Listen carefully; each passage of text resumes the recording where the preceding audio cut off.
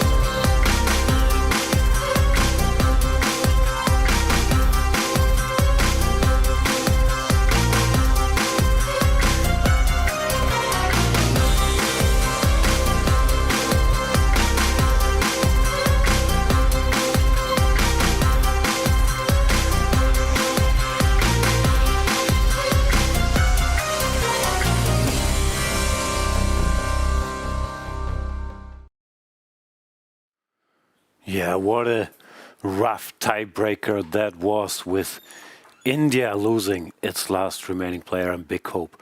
Arjun Erigaisi against Wei Yi. Peter Leko losing his favorite player, Sam Shankland. And there was also Latin America's great hope, Jospem Jose Martinez, who had to go home. All of those guys had tremendous results, but of course, especially here, for the fans in Goa, India, is very sad not to have Arjun still in the running. However, Peter, we should look forward, and we have four fantastic players in these semifinals. What can we expect? Yeah, actually, I was thinking to myself, and we see the brackets, Yakubboev against Sindarov and Esipenko versus Wei Yi, that since this is such an important match, whoever wins that match gets into the final and can relax, yeah, because then he already has the guaranteed candidate spots in his bag. So my feeling is that it would be kind of natural to try to use the classical games. Yeah, you don't want to get into tie break unless absolutely necessary, because after all, this is so-called the risk-free round. Even if something goes wrong, you still have a chance for third place. I encourage all the players to fight as much as they can. We're hoping for it. We should explain that whoever loses in these semifinals gets a match for the third place, and that is so relevant because the first three players of this World Cup qualify for the candidates, which is everybody's big goal. So all of a sudden, in a way, we're changing from single elimination to double elimination. Now you can afford to lose one match for the first time. There we see the players already qualified for the candidates, although I think we should add Hikaru and Prag until further notice, because Pragnanda is in from the 2025 FIDE circuit, and Hikaru will be in by rating. However, the last three remaining spots are going to three of our four players in these semifinals. Now let's have a look at our matchups. Sindarov, Yakubboev, both Uzbek up-and-coming star players. Sindarov is 19 years old, Yakubboev is 23 years old. Yakubboev has a plus score against Sindarov, but I checked. In some of these games, Sindarov was like 10 years old, 11 years old, and there, of course, the 4-year-older player between prodigies has a bit of an advantage. In recent times, we've seen many of my favorite lines, the Grunfeld with bishop e3, queen a5, knight d2, then the Berlin with queen d4, queen e4. So there have been some lines I know well between these two players, and we'll see how they approach it today. How do you feel about Esipenko against Wei Yi? Well, I don't know how often they have played against each other. Definitely.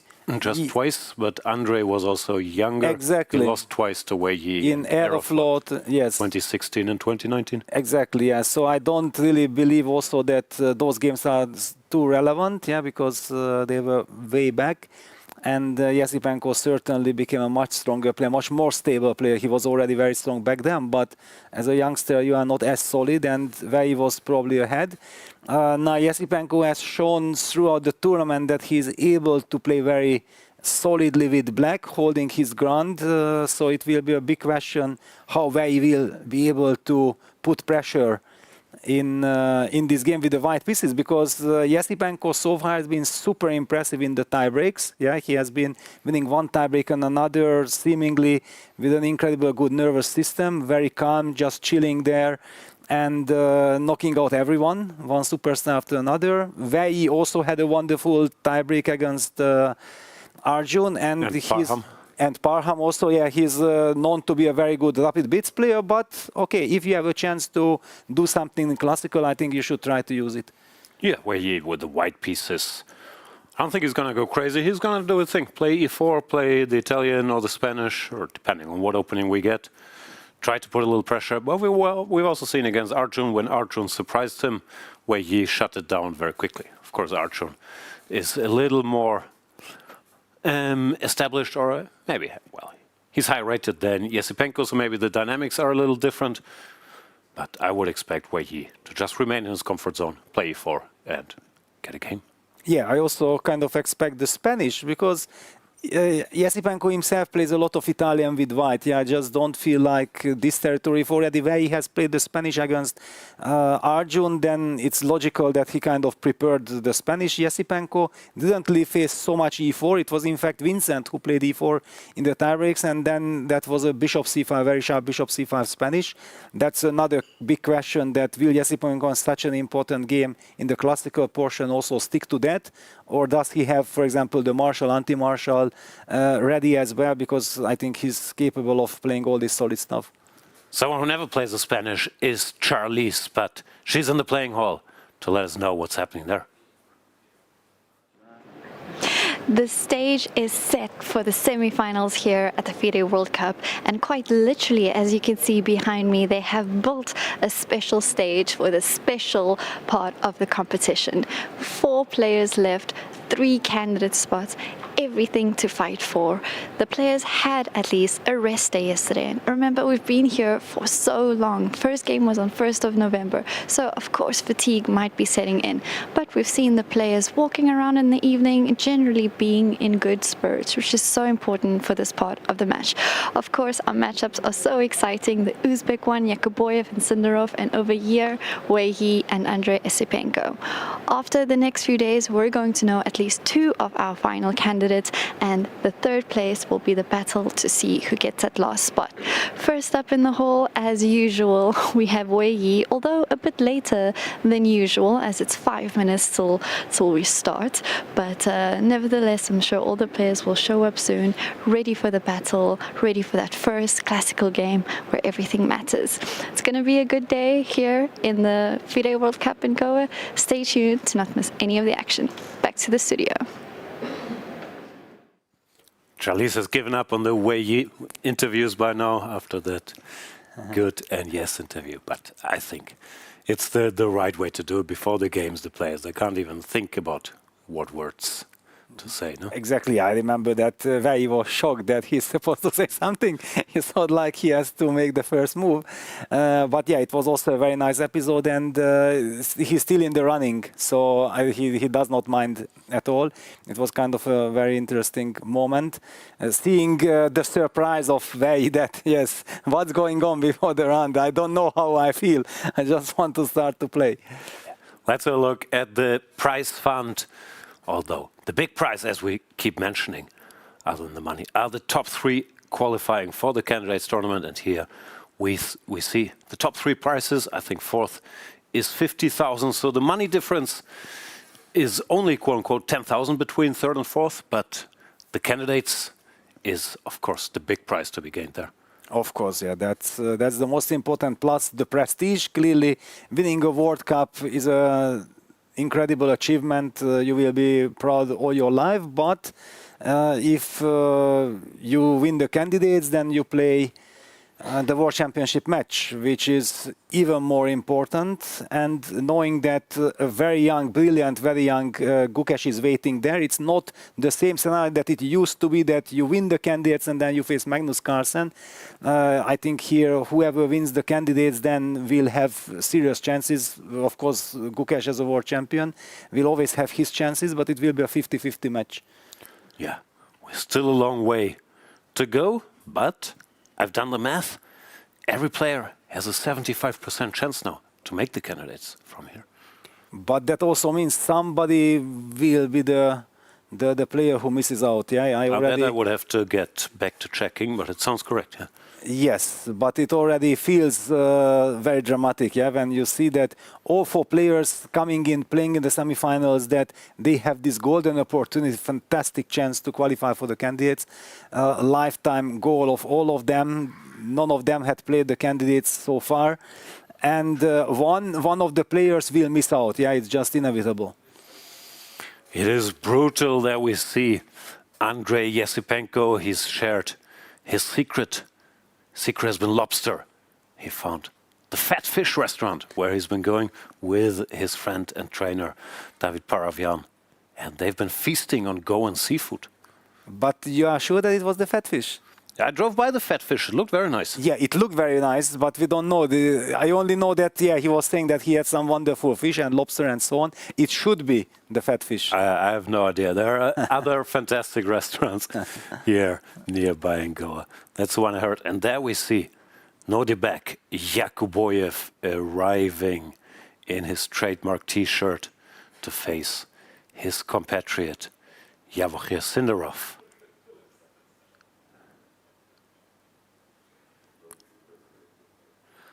Sindarov with his second, what's it called? Mamadinov? It's also a young grandpa. Mamadinov, yes, yeah, he's a very good theoretician. Yeah, I noticed him already way back that he has like 24.90, then he has 25.10, then he has 25.40, and no matter what kind of rating he has, by now I think he's 25.70 or 80, that he knows the openings very well. Mm. And that was always his trademark, and he's very young.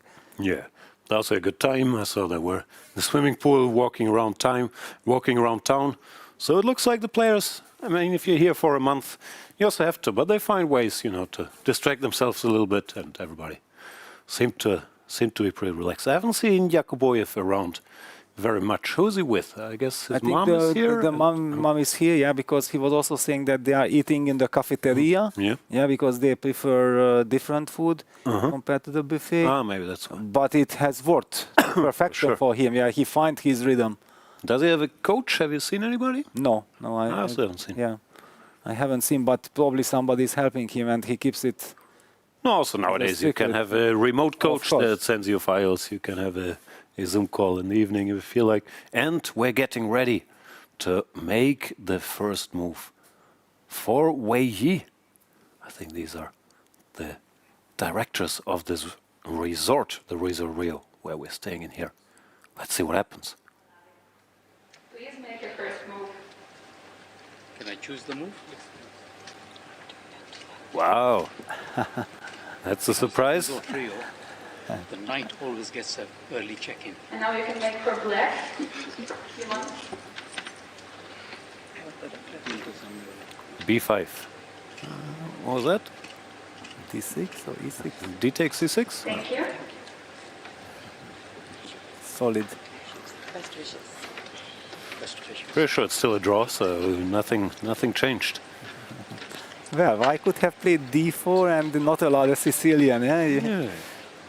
And some Even Philidor. E5, I'm sure. Yes. Jose Stability. Martinez, knight C3, D6, D4, E5. He's a specialist.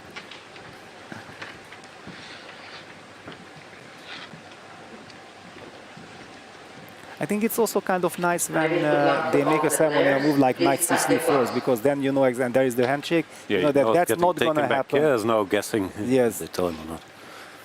I always play F4 on the many occasions I get a chance to make the first move. I go for the bird. And there's one E4. Wei Yi sticks to his gun. My money is on E5. I would even go with odds. Yeah, E4, E5 2 to 1, I'll give you. is guaranteed. Okay.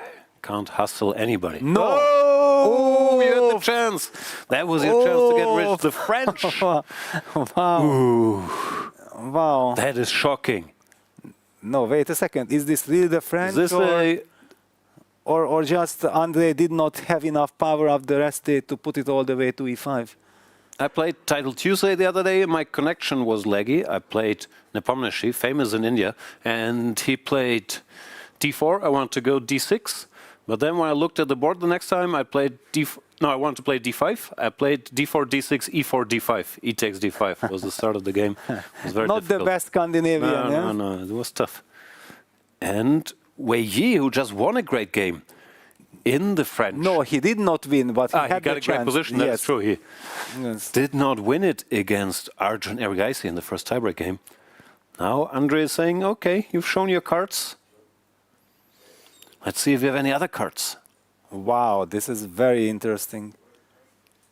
And they had a rest day. They must have prioritized surprising, because I can't say I know every Esipenko game, but the French is not his main thing. No, not at all. Also not Palavians, and this is a total surprise after rest day. So we see Wei Yi already thinking for his third move, but yeah, he sticks to the principal move, knight c3. He does his stuff. Now it's another big question. Will they go bishop to b4 or knight to f6?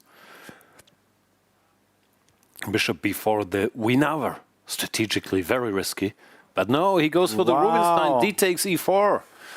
Cemento. Yeah, this is cemento, but it also means that now Wei Yi can relax deep inside him, because there's zero risk. there is no pressure on I have to get into some crazy theoretical discussion without rehearsing my files. So this is a slower approach, but it sticks. It very much suits Esipenko's kind of strategy, that who was relying on the Queen's Gambit declined with Bishop E7. Yeah, and even against one c4, he was bringing it with c4, e6 move order, and he's limiting the playing field. Yeah, he wants to have a very solid structure where he's kind of, well, I feel like almost like Ferenc Berkes, yeah, the legendary Hungarian player. Esipenko is like copying his repertoire. I heard that talk all the time from Esipenko. What would Berkes do? No, I don't know, but it's also very much in his chess style. No, he prefers classical structures, and here you go knight f6, you prepare c5, you take on d4. It's a very well-known established structure. And the problem is there are many very interesting tries for white here, but normally you want to have checked. I mean, if this comes as a surprise, it's very hard to do anything without prep. It's not a line you get often enough that you have experience, and often it's quite move by move as everything. So black idea is to go knight f6, then recapture with the knight, should white take. Wait a second, we don't have analysis code yet. Okay. Yes. Anyway, people understand. Black wants to bring the other horsey out and then take with the horsey already brought out, should white take. And then he will try to break the center later. Either with a quick c5, or sometimes you go bishop e7, castles, b6. Depends on the line. Wei Yi is surprised. Yeah, very surprised, because, yeah, really this D takes e4 French is an opening that is considered slightly passive, a little bit one-sided. For example, the very strong German Grandmaster Georg Mayer was a very big expert, and I think he's still playing this opening. However, there you knew before the game that he will play this, yeah? So every time white players came to that game against Georg, it meant that they are very well prepared and they are asking some computer-generated questions against this super solid Rubinstein D takes e4 system. But if you are not exactly prepared, just with natural moves, you are not causing a problem. And the problem is also that when you try to create problem, that means that things get very complicated, very complex. Yes. And then, of course, if you know that the opponent definitely must have checked it, it's not so attractive to get into all those complications. Yeah, it might be a very smart choice, because I was a bit worried when I saw the French from Andrey's perspective. If you get into these knight f6, e5 positions where he has more experience, we know they checked a lot for Ding, even if he has some direct idea. But this is much more in line with his style, so I like the choice. Yeah, because one could argue that any of these lines with knight f6, e5, knight fd7, only the pawn grab with queen b6, queen takes b2 is possible to play with black if you are not a French player, yeah? Because yes, that is a very direct move plan, move line. You have to memorize there. All your experience on the French mean absolutely nothing, because it's a very concrete kind of line. Otherwise, if you just play a French kind of structure, then experience is so important, because yes, the French has a very special kind of psychology. Yes. Yeah, just showing the line you're talking about. Yeah, bishop d7, bishop d7. Yeah. Okay, yeah, it's enough of this also. Yeah, otherwise, if black is not going for the pawn grab, then we get this classical type of positions where really experience means so much, and white also has millions of move orders, black has a lot of move orders. It's just impossible to learn it quickly. Yeah. So yeah, d takes e4, knight d7, a super smart kind of choice, and yeah, well, he's taking his time. Exactly. Maybe you should have called Andrey's bluff. Play 3 e5. Say, you know what? You prepared something against my normal stuff. I'm not sure how much experience Wei Yi has here, but at least he locked him into a French structure he might not like. But this is the question. Yeah, you never know exactly who has how much experience. By the way, just a very interesting, funny scenario. If we already talk about third move e5, can you just bring it back to e4? And let me just show you one other stuff, which is black plays c5. White plays knight f3. Black plays e6. So black indicates I want to play some time on of powers and structures. So white plays c3. Says thank you very much. No. Then black plays the move d5, and white plays the move e5. And all of a sudden, who is more happy? Yes. So basically, black has the alternative here to go d5, d4. But according to current state of theory, this is very sharp, so it's not like an easy choice for black. And otherwise, if you just play knight c6, d4, we are also again back to third e5 advanced variation of the French. And who is more happy? Who is more familiar with the position? Yeah, it's just typical modern chess that you have all kinds of move order transpositions, luring your opponent from one opening to another. Yeah, it's a jungle out there. Anyway, Wei Yi sticks to his guns, knight c3, which also might be more in line with his style. No, I mean, he also likes piece play, open positions. The problem is usually a theory. I mean, just stylistically, to give Wei Yi his position, you can get the pieces out, you can even play long castles in many lines. Very dangerous. Let's have a look at the other game, where things got weird early on. What is this position, Peter? Well, this is a Maran with queen d3. It again shows the idea of Yakubboev. Yeah, we have seen this match strategy by him, that with white, just like against Alexander Donchenko, he also wanted to be very aggressive and surprising his opponent. And I believe that this fifth move, queen d3, is very much serving the same purpose. I know that you are a big Maran expert, so you know many things. The game that comes to my mind is from the tournament Essen 2002 between Korchnoi and Zvyagintsev. There was this game, that was the model game back then. And black won that game with a nice contra, but I know that this line was going back and forth. It was a bit better for white, no? Bishop e3, knight d2. Yeah, many people experimented with this. Of course, queen d3 is a strange-looking move, and the main moves are bishop g5 or e3. Queen d3. The main point is white wants to play e4 in one go. So if black plays normal, knight d7, pawn to e4, takes, takes, takes. Of course, this is also a theory, bishop b4 check, but there is some stuff white can try. Alternatively, after knight d7, I think there are some weird moves like a3, g3 you can play. But typically what black does is take here. This has also always been the debates at the top level. Queen takes, pawn to b5, queen to d3. This is an interesting point. First of all, Sindarov has played the semi-Slav a couple times against Yakubboev, and in general it's one of his main openings, so this is zero surprise for Yakubboev. Of course, they know each other very well. But here, queen d3, I have to admit I haven't checked for a while. In my time, a6 was considered the main move here. Then if e4, you go c5, and some theory, but black was fine. And Levon had these games, maybe against Smetsiboy, bishop g5, c5, bishop takes f6, all this. This is some old debates, but black was supposed to be very fine.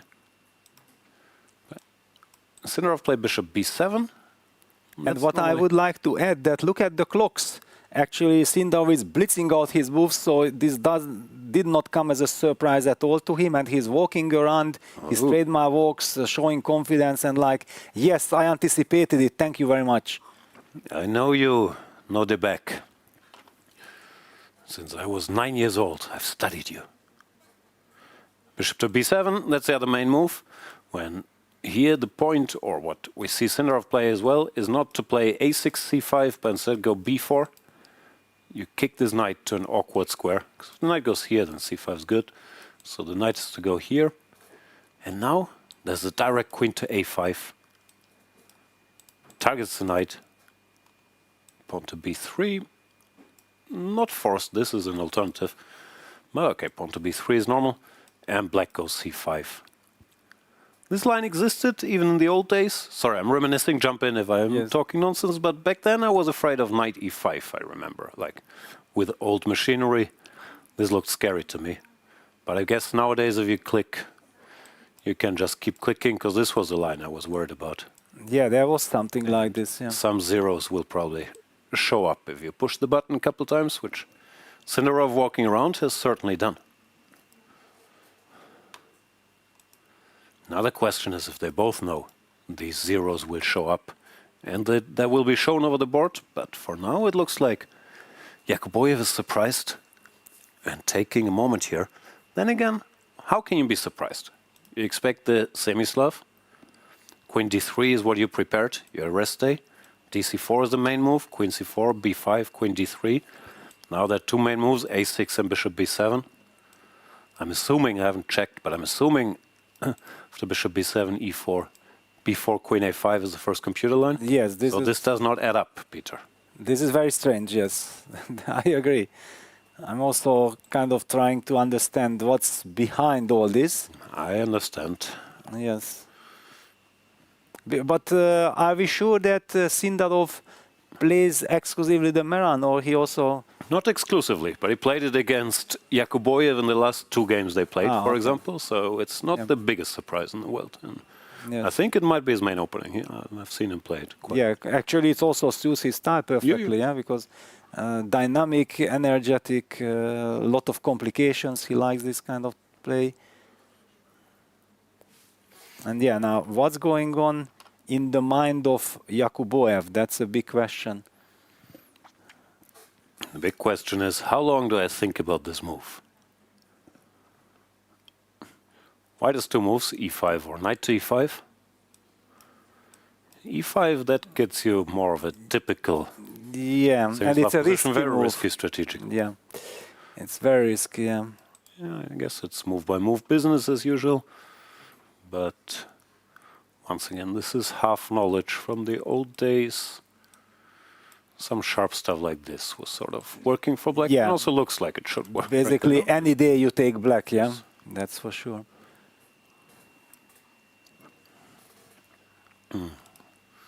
Yeah, So no, 95 is the will be, logical move. yeah, 95. You can't take because then this check was unpleasant. Knight bd7 and many options already, but everything is very dangerous here for black. I might not be losing move by move, but this was very tricky. Your pawn up, but it's hard to untangle, and if you go a6, you run into this fork. And if c takes d, let's say rook c1. Okay, it's just very dangerous. Yes, yeah, this also rings a bell. So after knight e5, I'm assuming it's just. We should also mention that many systems and many lines changed, yeah, because like 10-15 years ago, something that looked ugly and computer was saying, okay, even 0-0s, the top players very often overruled the judgment of the computer, and we said like, okay, thank you very much, we prefer different zeros, and this is not our position, but now with all the super engines, it is of course much easier to get clarity in all those dubious kind of 0-0s, and then when you see that actually the dubious looking 0-0 in couple of moves leads to an absolutely acceptable position, then of course you are willing to get into those adventures. Absolutely. Opening work has changed a bit, because you still got to work. I mean, you can't just pick a 0-0 and then roll with it, because here you better be sure that you have everything under control, because every line is 0-0, every normal line if you let an engine run long enough. But sometimes it can be misleading. No, we were talking about the other day, you can play some very ugly lines where you know it's 0-0, but your opponent makes a not expected move, and your position is still very ugly, and you don't know the 0-0, and you're asking, what have I done? Why didn't I develop my pieces and castle? You know? Sometimes even there is then one move which might even give you the advantage. That's why computer was not highlighting that move, but good luck finding it, because everything else is bad. Yeah, those are very tricky kind of scenarios. Not saying this about this position, by the way. This, I guess, Sindarov has done his homework, and the position doesn't look so big. No, knight ft7, I guess, is important, because then you can challenge with f6. Yeah, okay, let's make some normal moves. What's normal? Bishop. Yeah, what's b2? Or, yeah, but bishop b2 is also a little bit soft, yeah? But, yeah, what else? Because you need a quick activity of your rook from a1 in order to put some pressure. Okay, bishop b2, let's put it. Yeah. Let's say I go f6. Might not be the only move. Just takes. And this kind of stuff, I think, yeah. In the old days, maybe you quit, yeah? You're saying, okay, this looks dangerous, a little anti-positional, give me something else. But now, okay, you take the pawn and say, good luck, sir. Good luck, yeah? So if you go rook c1, yeah, trying to play for the initiative, then what happens? Okay, let me play normal. Aha, stop. No. Normal is bad, as usual. Aha, nice. Because now this is apparently already big trouble. Bishop c5. Big trouble on the board. So you have to play them what? Yeah. Exactly. Well, that's what we're talking about. Yeah? That's why we quit in the old days. Yes, to play king d8. Oh no, pas yeah. de problème. Yes. Okay. Good luck. Yeah. No, if you know, of you know. course. Yeah. If you know, it's another story. Yeah. And the line is more or less forcing. Yeah. I mean, okay, knight e5, more or less the only quote-unquote logical move takes. Check is forced. This is forced. Bishop b2, not forced, but very logical. This is forced. This is forced. And now white has a couple of moves, yes? So normally here, the file gives you 5 moves, and once you know them, you're good to go. Yeah, so really, rook c1, king d8, black can afford this, yeah? Can white afford this? Well, okay. So let me make one more move. Rook c1, king d8, short castles. Now I can finally develop. Aha, now you can go to d6, and then king e7. Trickery. Wow, this is the key, yeah. So the bishop can block if needed, it can go here. Yeah, well, impressive, yeah. Computers, yeah. Okay, but in a sharp line, kind of normal, yeah, that you have to, have to know some stuff or find some stuff. Should be mentioned that instead of f6, there's also such a move, maybe that's more natural. Although I kind of like f6, just forcing the issue. And okay, bishop d6 leads where exactly? let's say take. Now there are some different ways, but no, they all look suspect positionally. So. Yeah, no, this is... I mean, stuff like this. You don't want to get into this dark squares. No, we go f6. We know king d8. We're not afraid. We know king d8, yes. And now everybody knows king d8, yes? So the whole world is prepared. No, instead of rook c1, there's all kinds of moves. Like this, for example. Yeah, but now it looks much less threatening. Yeah, maybe you can just play rook c8, and then you will have a bishop c6 or not. It looks very natural. No? No, because rook c1 was the move that puts pressure. Yeah. Also, if we castle first, then you might get bishop d6 immediately, and then you even saved on king d8. Here. Yes. No, it's not. It's not that big of a territory. The riddle is choosing queen d3 when dc4, queen c4, b5, queen d3, and now bishop b7 or a6.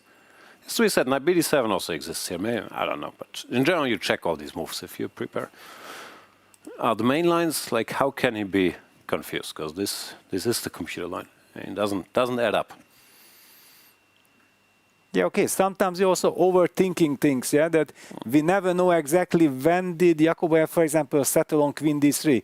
Did he settle on queen d3 because he was happy or he had other options? Yeah, he was spending all his rest day. It happened to me already many times that I spent the whole rest day analyzing 6-7 hours, some very sharp, very interesting line. Then finally at the end of the day, it got out of control. I did not like it and I said, no, I will not play it. And then in next morning you start preparing again. I understand it's not the right way to do, but I think it happened to all of us already.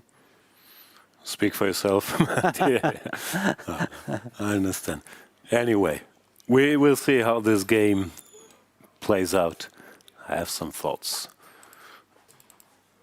In Wei Yi against Esipenko, let's see what Wei Yi chose. Well, Wei Yi chose the most principled and the most aggressive one. That is the fashionable line with takes, bishop d3, followed by bishop e3, queen e2. That's what we see in the game. Queen c7, queen e2, and a6. a6. And this was exactly one of the lines that I had in mind when I said that if white decides to play principled, then things can get very complicated. This is not the kind of line that you can say that black is trying to be very solid. White is trying to play very principled, which kind of forces black to agree to it and be very well prepared, because if black plays in the lazy spirit, then this will be very dangerous for black. Yeah. So Andrey has also blitzed out his moves. He knows exactly that this is a very critical line. Yeah. Okay. Also, one of the main tries, and here is the last chance. I'm not an expert, but here's the last chance for white to decide if you go short castle and quote-unquote normal, or long castle or h4 like these series attempts. Yeah. Yes, actually, of course, if you already play like this, then you're supposed to keep on playing principled with white. Yeah? I don't see short castle as an alternative for white at all, because then why did you do all this? No, just if you get scared, you're saying the guy blitzes out his stuff, you haven't repeated for a while, long castle, short castle, you can never be worse at least, no? Yes, no, you cannot be worse, but it's almost like a silent draw offer. And after all, it's not that dangerous. Yeah, black can play principled, but it's still up to white later to show if he wants to go full out for the most critical lines or just play a normal game. But let's say this happens to you and you haven't repeated the Rubinstein, I don't know, for 2 years, which maybe unlikely in your case, but hypothetically, and you know there's a critical line, but here do you play h4 or, I mean, your opponent's blitzing queen c7, a6, it's a bit scary, no? It is a bit scary, yes. I remember that h4 was the move that the computer played last year in this World Computer Championship, whatever, I don't know, Stockfish versus Lila or Lila versus Stockfish or some other computer engine, and yeah, h4 appeared. And then it was also the move that Kolobov played against Berkesh in the very important game at the Olympiad. And it was a very big theoretical clash, and things got out of control there. But it was just 1 year ago, and I already can't recall the details. Yeah, but I'm not playing. But I'm not playing. The guys who are playing, of course, they are repeating, rehearsing their stuff much more often. I'll take this as a maybe castles. Wei Yi is thinking about it. Let's just show one important thing in this position. Yeah, that in general, often there are these tricks that is black at all planning to play b5 next or not? Yeah, this is a big question because it will open up wide the chance to play a4 at some point, undermining this, and also somewhere this d takes c5, bishop takes c5, bishop takes b5 ideas are somewhere. Of course, not when you blunder the piece because of knight d7, but there are many tactical kind of positions. So it's very interesting to see how Wei Yi will handle this. Also after castles, okay, maybe this is a bad example, but here b5 gives all these ideas for white to open. So often you're happy to just get the bishop there, and maybe you can play b5 later once you have all your pieces out, no? But if white does nothing too aggressive, just playing the bishop, b5 doesn't run away. Yeah, b5 is a little bit dangerous, or it's too risky. Wei Yi, yeah, this is a big decision, even for his whole match strategy in a way. No, do I play a very sharp game, somewhat on Andrey's territory? Because clearly he's saying, I repeated this yesterday, my friend, are you ready? Or do I say, okay, I'll play solidly today, I'll castle or whatever, d takes c5, some solid move, and we'll see if it's a draw. I have my Petrov and I'm good in rapid, it's not the end of the world. Like, how much weight does he want to put on this game in a way? Yeah, this is the very big question. And he's taking his time, he's removing his glasses, he's clearing his eyes. Yeah, not easy. This is a very tough call because it's not a move, it's now a big strategy. And, no, I'm sure he knows h4 or whatever, but course. I mean, he doesn't know as much as Esipenko. He also knows that, yeah, there were a lot of details, yeah? Yeah, of course. And yes, it's very tough. Also, I can't say I understand why h4, but that goes for most positions. Why h4 is such a great move. Long castle, I mean, that. Compi likes h4 in most situations, and I guess, yeah, you're waiting for b5. If black now goes for something slower, now you can go long castle because you won like a tempo. Because here black would like to play b5. Exactly. So sort of a waiting move, but also helps in many lines. Huh? Yeah, normally it works out if computer does it. If we try to be clever, then it backfires. Even to explain it is a bit tough. Yes. That's the problem with modern chess. Whenever I feel like I'm sure computer will go h4 here or h5, h6, okay, I take my pawn or I get checkmate on the other side. It's a different game. Wei Yi, however, normally not afraid, but also normally he's better prepared than the opponent. He's very well prepared. So if your opponent announces, I'll play the French, obviously I know everything about this or I wouldn't do this. I had rest day. I wouldn't be mad at Wei Yi if he just castled or played a quiet move here. Not sure there are other quiet moves, because DC looks illogical, allowing this bishop to take at once. But let's say castles. Then we can do b6, yeah? Yeah, b6, as mentioned. And now... Just to be solid. Okay, what is classical? c4. Compi says a4, a5, but looks a bit random. Let's play this. Okay, bishop e7. I'm not threatening d5. I was hoping to scare you, but I thought no. I wanted to play bishop e7. Ah, bishop e7. Ah, bishop e7. Yes. Sorry. No, that's what I wanted to say. That I'm afraid to play bishop b7. Yeah, no, bishop e7. Yeah. Okay, I'll make some normal moves. Exactly, like just to highlight castles. Whatever, rook d1, let's say. Bishop b7 takes. Bishop takes, maybe. Yeah. We could argue about bishop f3 or whatever. Yeah, but okay, just takes. Black has everything under control. It's a this good type of position. Good Caro-Kann. Yeah, and also it's in Andrey's style. Yeah, all the pieces are normal, like rook d8, and all these decisions will come more or less easy to him. Like, do you go a5? Do you not? I mean, this is his type of stuff. Yeah, like all the pieces are functioning normally. Yeah, so, no, I just very much like this choice. Therefore, white, if he wants to do serious damage, has to do one of these more aggressive lines. I guess long castles, this I haven't asked yet, but the logic would be now b5 is good, because you're threatening c4 and this a4 or c4. Yeah, those are not off the table. Yeah?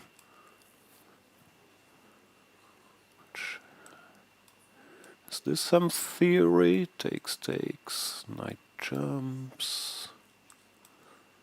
I've seen something like this, but as I'm not an e4 player, all these positions look the same to me, so I'm not sure yes. how you get here.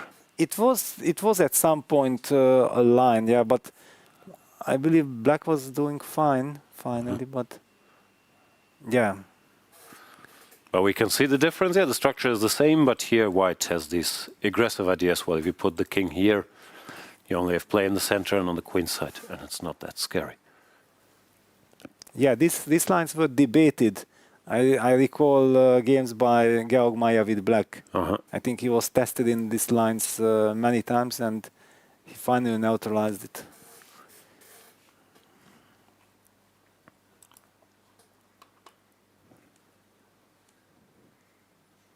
Yeah, Wei Yi taking a long time. Not because he doesn't know the theory, but because it's a key moment in the tournament. And after c5, Yakubboev still in deep thought, which once again doesn't add up. This is very strange. Yeah, already thinking for over 20 minutes. Probably already 23-4 minutes for the starting position of the file. Yes, okay, one could argue that, yeah, this bishop b7 move order is maybe not that trendy or whatever, but it has been there forever. Yeah, it was there forever. Okay, I do remember that those days when I started playing the Maran with black, and I prepared it as a surprise for my match against Kramnik, but he never played d4, so I never was able to. And then back then, because of this Korchnoi-Zagintsev game, that knight b7 I think worked to perfection. And that game, it was my kind of direction, but exactly this got out of control. Yeah, knight a4, queen a5, b3, and this was not such an easy this variation. kind of stuff, yeah. And yes. the old days there was some e5, but I think when they started going bishop e3 and knight d2 and yes, knight d2 directly, but this, yeah. And we see that he actually could have transposed if black instead of c5, his last move c5 would have played knight d7. Yeah, but the whole point of this move order with bishop b7, queen a5, c5, that you have to know the computer lines, and if you know them, then it works, and you just don't let your opponent play chess. So unfair. How dare they prepare in their pet lines? And breaking news, you want to know the breaking news, or please tell me what could be breaking news, thinking about the other game. Breaking news could be any move. But which move if it's breaking news? I don't know. I would castle short. No, that would not be breaking news. That would not be breaking the Wei internet. Yi is Wei Yi. What did he play? H4, exactly. Wow. This is why we love Wei Yi so much. Yeah, it's a principal fighter. This is how you treat e4. You have to go for it. We will see. Maybe Andrey was bluffing. He's thinking. Or he is not at the board. Oh, I know, there. he is there, yeah, okay. And Yakubboev played queen b5 check, if my eyes aren't deceiving me. Ah, wow. That's a bailout. Yes, exactly.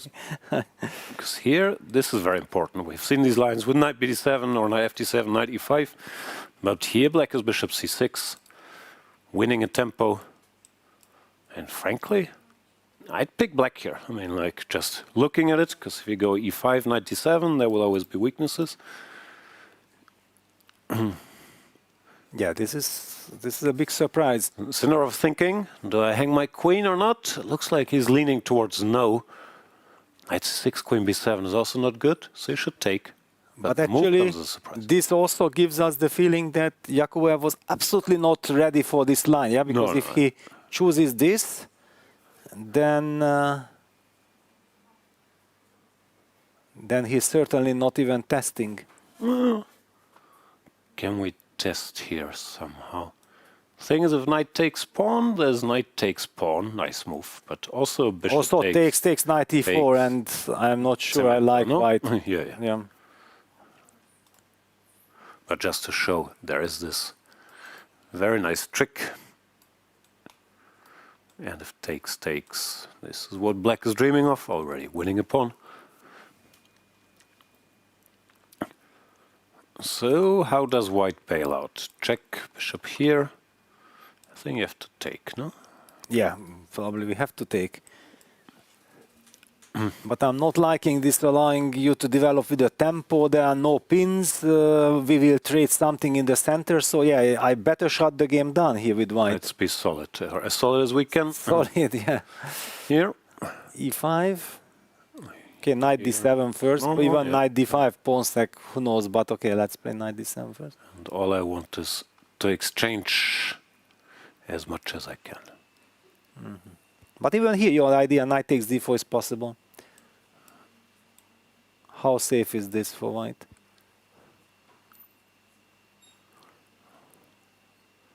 Maybe you can take on d7, but here. But I just take on f3 actually. I thought like I will take king takes, but then maybe you get too active. Yes, bishop e3 or king e2, rook d1, rook c1. Maybe white can even play for advantage. Yeah, this is safe. Yes, but if I go knight c2 check, then I feel it's too random.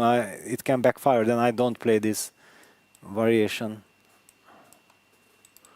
I have rook d8 check here, intermezzo. Check. Oof. But I also have intermezzo. You will have intermezzo. Yeah, this is good news for you. Yeah. Counter mezzo. Yeah, this is super mezzo. You have one more. A lot of mezzi, but yes, takes last mezzo. Last mezzo, and at least white is not worse. Yes. Don't know if we're winning, but probably white better. But yes, okay. Okay. What was that? That was knight c5, knight d4. No, that was e5. E5, knight d7. E5, knight d7. Of course, yeah. I don't have to do any of this. Yeah, you can just take on c5. Yeah. Takes bishop c5, and I consider it tiny bit more pleasant to be black, but maybe it's move by move. No, you have some c-file business. I have some. Yeah. Okay, rook c8.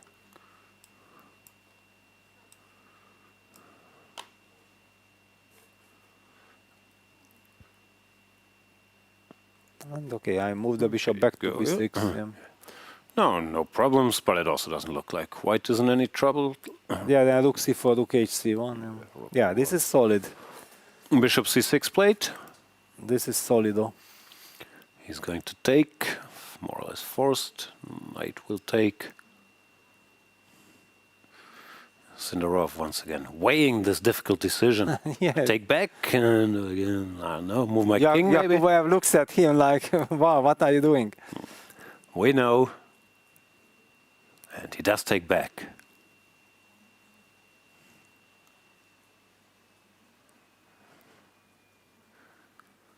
And e5. e5. Yeah. Correct. All right. So, some solidity. Yeah, unfortunately, stacking a piece is too speculative. White can just take and be pawn up for nothing. Yeah, it doesn't. No. The knight on a4 is now wonderful. Yeah. Yeah, if black pawn would be on b5, not on b4, we would claim eternal compensation. Yeah, with all the possibilities. But with pawn on b4 fixed, no, we have to go knight d7. Yeah. Or knight e4, but knight e4 is a little bit weird. Too weird, but maybe transposes, maybe just take, but no, you also have the bishop e3 alternative. Yeah, no, okay, knight d7 also puts pressure on the e5 pawn, so it kind of forces white to release the tension. Yeah, and that's nice. All right, so here we're headed for an equalish endgame, and Wei Yi. Yeah, this is the sharp game. Yeah, we have to move now to this because actually after h4, knight d5 was played by Andrey, but we see the evil bar there. It's in white's favor, and I do recall like h4, knight d5 was probably a solid move, but something that White can be happy with. And kudos to Wei Yi not believing in Andrey's preparation, because if he knows the line more or less, yeah, he definitely, if he would have been more comfortable, he would have blitzed out much faster his moves. He did spend a lot of time, but probably he was finally remembering at least directions and evaluations, and probably he understood that, wait a second, but no matter how well Black is prepared, actually he has to play very precisely and carefully to maintain the balance. It's a very risky position. Okay, Black is still having the king in the center. The bishop on c8 has not moved yet. You haven't moved the b pawn yet to develop it. I think Berkes was coming up with some bishop d7, bishop a4 kind of move, which also felt very strange. Yeah, if that's seen as in some position there was a bishop a4. Yeah, exactly. Was line by a completely crazy move. Yeah. If already bishop d7 is the move, yeah, then you feel like h4 is a good move. Yeah, kind of stuff. Yeah. Yeah, some very sharp things happened.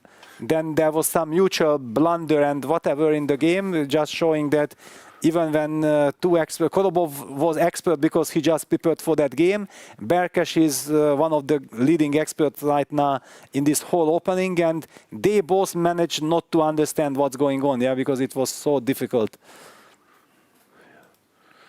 Another thing we should mention, I don't know if Andrey has experience in the Rubinstein or if he's played this before, but if he's learned the entire Rubinstein even on the rest day, it's big. Yeah, it's not like that. It's only this one line.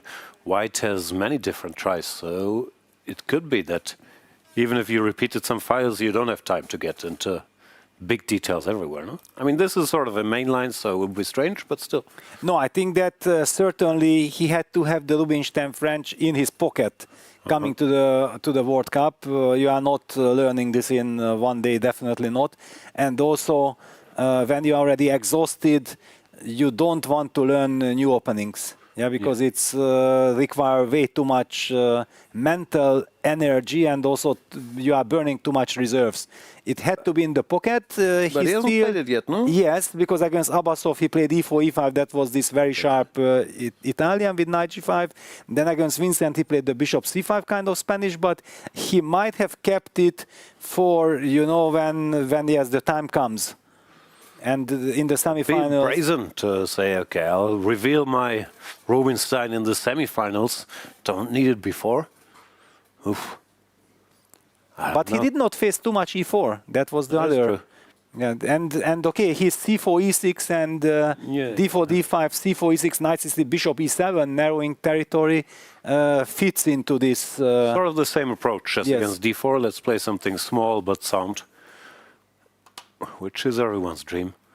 The problem is usually, though, if you try to cheat Kaisa by having a narrow repertoire with Black, you pay the price in some other places, like here, which holds, but all of a sudden you have to know a ton of stuff in some other spots. Well, if you play e4, e5 and main lines, of course, White has a lot of options, but your position gets easier once you're done. So it's never like a clean trade. Never. That's why everybody's always looking for, I want a small opening that works, that's dynamic, gives me counter chances. But once you start studying, I don't know, the Tarash or the Notable, the deeper you go, like, I mean, there's questions later. Yes, exactly. Usually these kind of openings look very good and promising and solid as long as you don't start digging very deep. No, and they're fine, like any position is 0-0, but it's not like you can learn this in 2 minutes and the other one, which everybody's playing. Idiots are playing the Nimzo, even though there's 500 lines. No, they play the Nimzo because it's much sounder. I mean. Yes. And they're also very often, because you know the structure, you feel at ease. You know that if something happens, some new move happens, you just think and you will solve the problems. In weird kind of stuff where you are not familiar, the risk of eventually just collapsing or making a big mistake is very much real. Normally the price of a move is lower, like you're saying, if you play whatever, Nimzo or the Berlin, you'll get a sound structure, and even if you mix up something, it's unlikely you will mess up your position, while in other lines. And here's bishop d7 on the board. Okay, let's go. It will be very interesting, actually. We would love to get from Angelica, probably, if she could come to us and reveal how was this Yakubboev-Berkes game, because once I see that, I can tell you something. I just don't know the move order, how it was.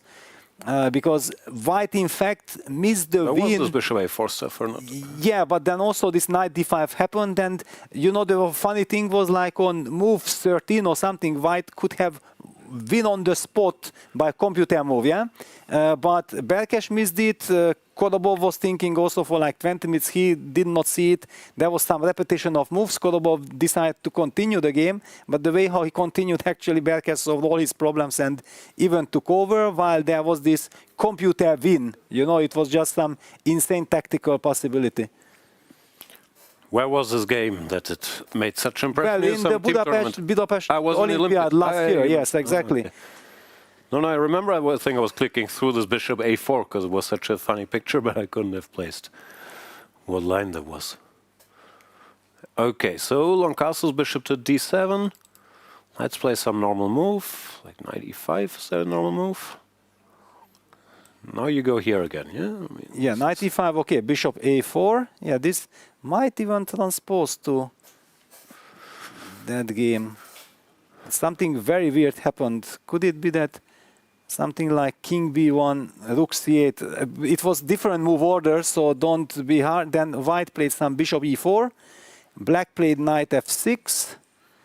And all of a sudden, there was some d5, you know, that you leave the piece hanging or something. Let me just think about this position, really long and hard. Maybe some bishop f4, knight takes e4, d5? Exactly. Yes, bishop f4, knight takes e4, d5, and it was like almost winning according to computer. It was a completely insane kind of sequence of moves. And Angelica is joining us, which means that she might have good news. She knows what was going on in that game. That was an epic battle. Angelica knows her Rubinstein Frenches. Well, Volokhin was resting on that day, and it was clear that probably he was resting because he wanted to help prepare some of the Ukrainian players because he's very strong in openings. And when this h4 happened, we all Hungarians felt like this is the touch of Andrey Volokhin. So how do you come up with moves like h4? Well, Volokhin came up with because he is following theory and he checked the computer game, which was just 1 month old or two weeks old at that moment. Yeah, and Berkes knew this bishop d7 somehow, but he didn't know enough. And like always, when you only know little, it's much worse than than knowing nothing. Yeah. Gefährliches Halbwissen, we call it in German. All right. In the other game, not sure what happened with Yakubboev's prep there, but now this dc5, knight takes c5 is on the board. Our line is there, yeah. And there's, frankly, it's not so much going on. Bishop b2. Now black has a choice. You mentioned rook c8. Can also go rook d8, rook d5 for computer. Even wants to castle, which also looks fine actually. Yeah, I if cannot we don't believe lose material that. Quickly. Yes. But knight g5, there's bishop f2. No, black is just fine.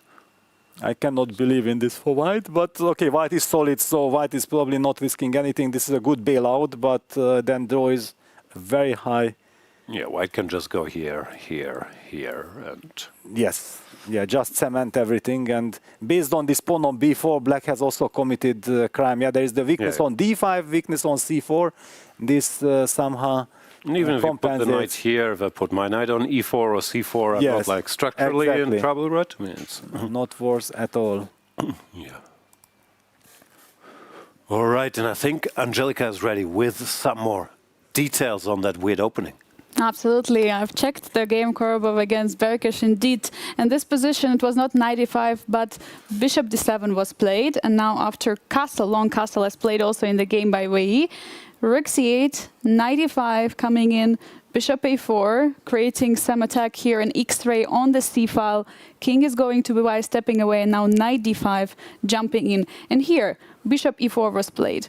And in this position, black played a mistake. Bishop e7 would be a correct move, but knight f6 was played, a big, huge mistake. Now bishop f4 is coming, and the point after knight takes e4, there was d5 in the game. I can tell you, if this happens, everybody falls from their chair, yeah, because it's crazy, yeah, that the light square bishop is captured just like this by the knight, and normally in this opening, the knight is always chasing the light square bishop. The light square bishop is always trying to hide somewhere, and then all of a sudden you play d5. And I remember that I was not playing on this day, and my heart was, you know, like, oh my God, that if we lose this game immediately, then that's the end of the match. And that Berkes stayed alive because he survived this moment, and then even took over later, and then he had to defend. But yeah, it was a shocking moment. Shock. Yeah, d5 shock. Yeah. Indeed, and also I found out, by the way, Wei Yi played in this position castle, so much calmer approach than h4 in the game against Ivanchuk. He played a match. It was, I believe, 6 games. The match finished 3-3 in 2017 in Netherlands. Here he played castle, b6, so much calmer approach, as we can see.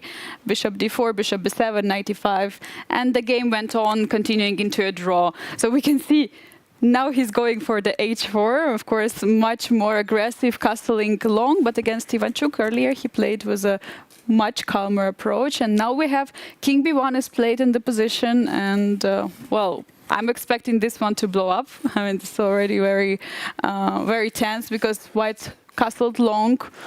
I don't see the way how black can castle long. And also, these two players, they have not lost a single match in the classical portion. I already mentioned it earlier, but now we have clash of both of the players. So I believe each of them would like to eliminate another in the classical portion now. Wow. Sounds likely. Just while we stay on this position, I also see the computer is jumping to 0-0 after king b1. Oh, what happened?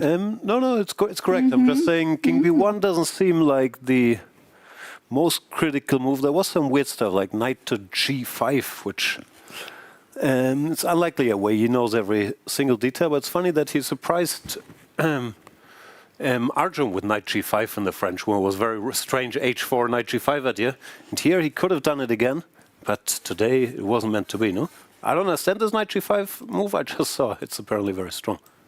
Yeah, it's interesting, but clearly Andrey should have analyzed knight g5. I think Andrey mixed up the move order. I think h4 is supposed to start with bishop d7. You think he mixed up? I'm not sure, but yeah, but bishop d7s was played also in the game by Berkes. Yeah, but Berkes on the other hand played this rook c8 when he could never castle anymore long. Yeah, so that also had some drawbacks. Yeah, it was very, very tricky. Yeah, very tricky. And talking also about our other match, Sindarov against Yakubboev, as expected, they had many draws against each other. Also, some of the draws were very short ones. And also in this variation, as we can expect that Nodirbek was not so ready. He was not expecting this. There was a games they played against each other with forced move knight bd7. So there were games where first move knight bd7 played, and also in the 7th move a6 was played in one of the games, all finished to a quite short draw. But yeah, as we see now, the trade has happened. Every single pawn structure is pretty much equal, so we'll expect some probably equal outcome in this one. That does sound very likely, but I'm being instructed. No more talking. Thank you so much, Angelica. We'll go on a brief break and we'll come right back. There are so many people working hard to make the FIDE World Cup 2025 a success, and many of them are volunteers. Every day they're here, so many of them with the players helping out. Let's find out a little bit more about them and what they do.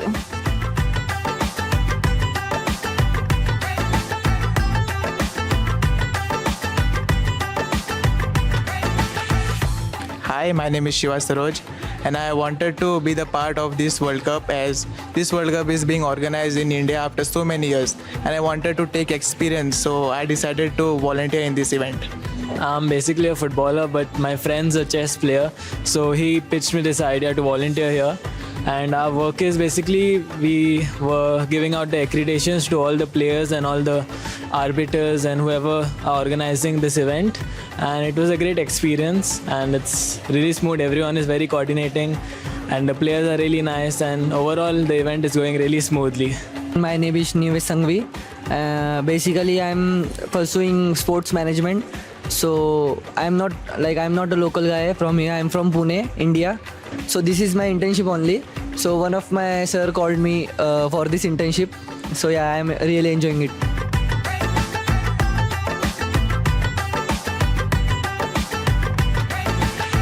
I'm specifically from Mumbai. Okay, it's so I enjoy playing chess. In Mumbai, I organize chess event as well. Okay, so this is good opportunity for me to learn from this World Cup and also involved in the chess and promote chess as much possible in India. Yeah. And I'm very keenly interested to see myself as a grandmaster. So it is a good opportunity to present at this event and learn from the players, big players, and see them physically. That's very rare opportunity any volunteer can get. So that is why I'm volunteering here. I come in around at 1 o'clock. The players come by 3. So I wait till maybe 9 o'clock till the game gets over and then we leave. Wow, so 8-hour work days, huh? Yeah. And how often are you here? Which days? So I joined a bit late, but from 2nd November I'm here. I'm looking at the players. I have learned a lot of things since I've participated here. I helped the crowd to get their place and again issuing them tickets and all. So kind of giving them a mental peace and a proper customer service. That was the best thing I love about it. Yeah.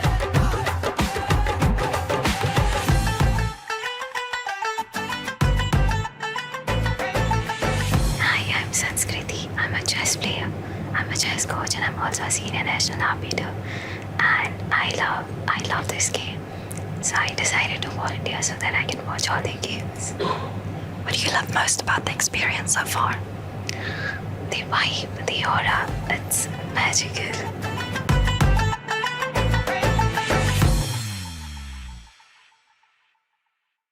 The most prestigious tournament in chess has come to India, the home of chess.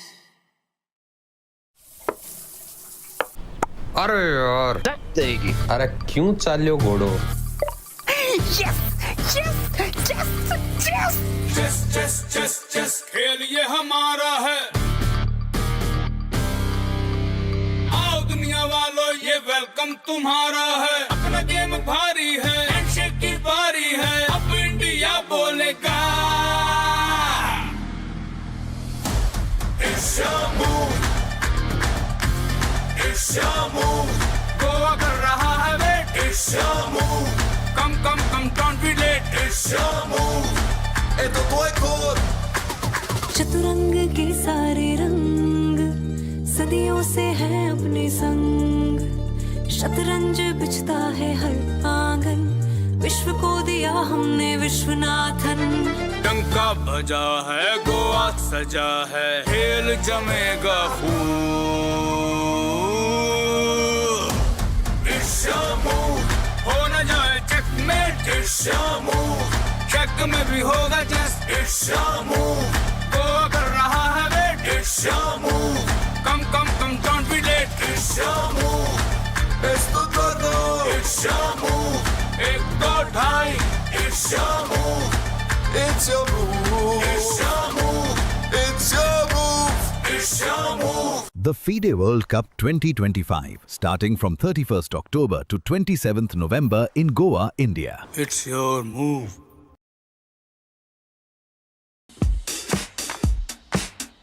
Goa, an adventure paradise like none other. From lush forests to rugged hills, from pristine ocean beach stretches to stunning lakes, there is something to explore in every corner of the state. And some adventures are wilder than others.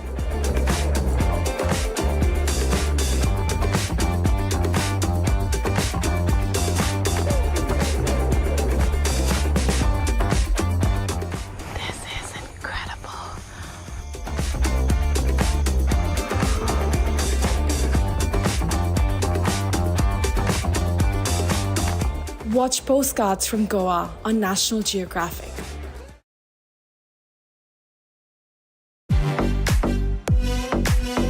In December, the world turns to Doha, Qatar for chess at its fastest and fiercest.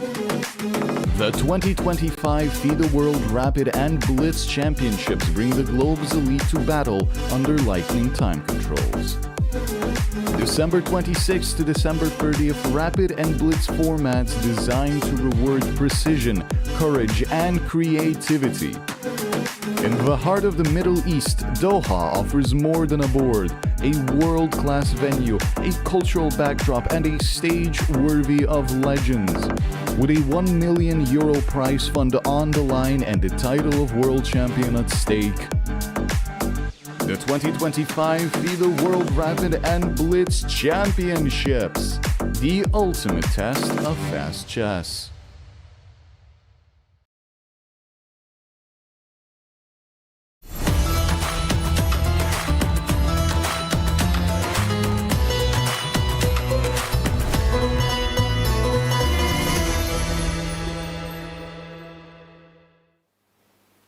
Welcome back, everybody, to the semifinals of the FIDE World Cup, where we have two matches going, and we're joined in the studio by a very special guest shortly before his departure. The head coach of the national team of India, Grandmaster Srinath Narayanan, is with us. Srinath, welcome. Thank you, Jan. Pleasure to be here. Pleasure to have you. Now, tell us, you've been here the whole time. It's been, I don't know, 3 weeks or a bit more by now. What is your role here? I'm available to all the Indian players in case of any help that they require at any point. And it's a kind of role that it's similar to a head of delegation role when you're traveling abroad. Now, the tournament is within India, so people can manage all the other things by themselves. But still, yeah, I'm available for helping any of the Indian players here. How does it work in practice? 24 Indian players start the first round, they all come to you, like what do against 1d4, or how does it work? Yeah, that's how it works in theory. 24 Indian players, 1 hour divided by all 24 players. But in practice, I helped about 3 or 4 players here. So when about round 2 or round 3, I was trying to divide about 2-3 hours each. As the rounds went further, I was helping largely just one person. It kept dwindling, so life became easier. So how is it from an Indian perspective? Of course, here all the fans are disappointed there are no Indian players left in the tournament. How would you rate the overall event for the Indian players? The honest word is it's a bit underwhelming, disappointing that there are no Indians in the semifinals, especially with the event being held in India. Now, if you could swap the 2023 World Cup results of 4 Indian quarterfinalists with the tournament in India, that would have been so much better. And if we had a bad World Cup outside of India, it wouldn't have been so underwhelming. But the tournament being in India, so many people excited to see them, and no one making it to the semi-final. It's slightly disappointing, but also we understand chess is an insanely competitive sport. So many countries, so many players from so many countries. In a lot of sports, it's usually very few countries who are at the top because the infrastructure needed to play the sport separates the countries. But with chess, with more or less an even battlefield, I think there's so much competition, and it seems fitting, and in a way it's healthy for chess that no one country is dominating. Yeah, we've seen the quarterfinals. I don't know off the top of my head, but we had 1 US American, 1 Mexican, 1 German, 1 Indian, 2 Uzbeks, 1 Russian, 1 Chinese. So it's truly a global it's truly global. I think covers almost all the continents except Australia and Antarctica, of course. Very much so. Now, I have a question I've always been curious about, because I walk in the lobby and I see on this chalkboard it's written, Arjun, no pressure, 1.4 billion Indians are rooting for you. that feels like putting pressure to me. Like, is it a bit tough to play at home sometimes as well? Yeah, I think that sums up the word oxymoron. Like, no pressure, but all the pressure on you. Yeah, exactly. Hard to say if it's specifically tougher to play at home. I think there are certain advantages, especially with regards to the food and the ease of travel and things like that. But yeah, I think in terms of pressure, I wouldn't say it's any more pressure than usual, because I think the Indian players are kind of used to a lot of attention and fan following anywhere, with a large Indian diaspora which is there across the world. We have Indian fans coming and trying to, spend time with the players anywhere in the world. I remember when we played even the World Team Championship in Düsseldorf, there were so many Indians coming in. Story. We won, and 50 fans were waiting for Pragnanda, and 0 people were there for any of our other players. Yeah. Exactly. So I don't think there's any additional pressure per se, because wherever you go, you spend time in the hotel. You go, you play in the tournament, and you come back to the hotel. The time with the fans and other people is pretty minimal. So I think there are more advantages than disadvantages. That sounds fair. I have more questions, but before, let's have a look at what's happening in especially the Wei Yi Esipenko game. Peter, by the way, I was talking nonsense earlier, I think, because I was speculating if we mixed up the move order with knight d5, but it leads to the same position if you start with bishop d7 or knight d5, because after bishop d7 castles, I checked. Here, Brackers played rook c8, but rook c8 is bad anyway. Here, you're supposed to play knight d5. So it leads to the same position, probably Andrey knew. Knight d5, long castles, bishop d7. Here, Compi had this strange knight to g5 idea, but it looks like Wei Yi is by himself. No, he played king b1, which looks normal. And Andrey played the computer move knight takes e3. He captured the bishop. Takes. And after f takes e3, I believe computer was saying f6, which is a weakening move. On the other hand, it stops knight e5, and black has the pair of bishops. Yeah, if black is able then just to castle long, put king on b8, then he has nothing to worry about. He will have a very nice position. So there is also some pressure for white. Yeah, that how do we punish f6? Because otherwise black will solve his problems.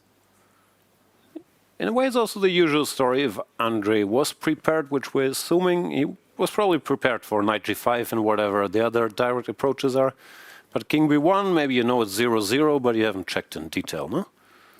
Yeah, it seems so. And he's been on his own. He's been thinking for a while after f into e3, yeah?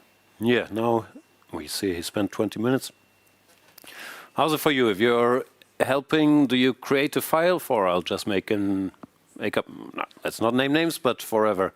Whoever you're helping, do you create a file, and then how's your approach to making it digestible for the player?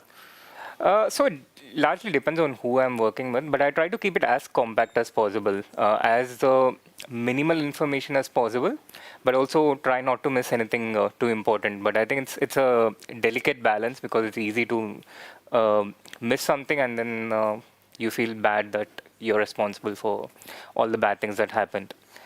But yeah, as compact as possible in general.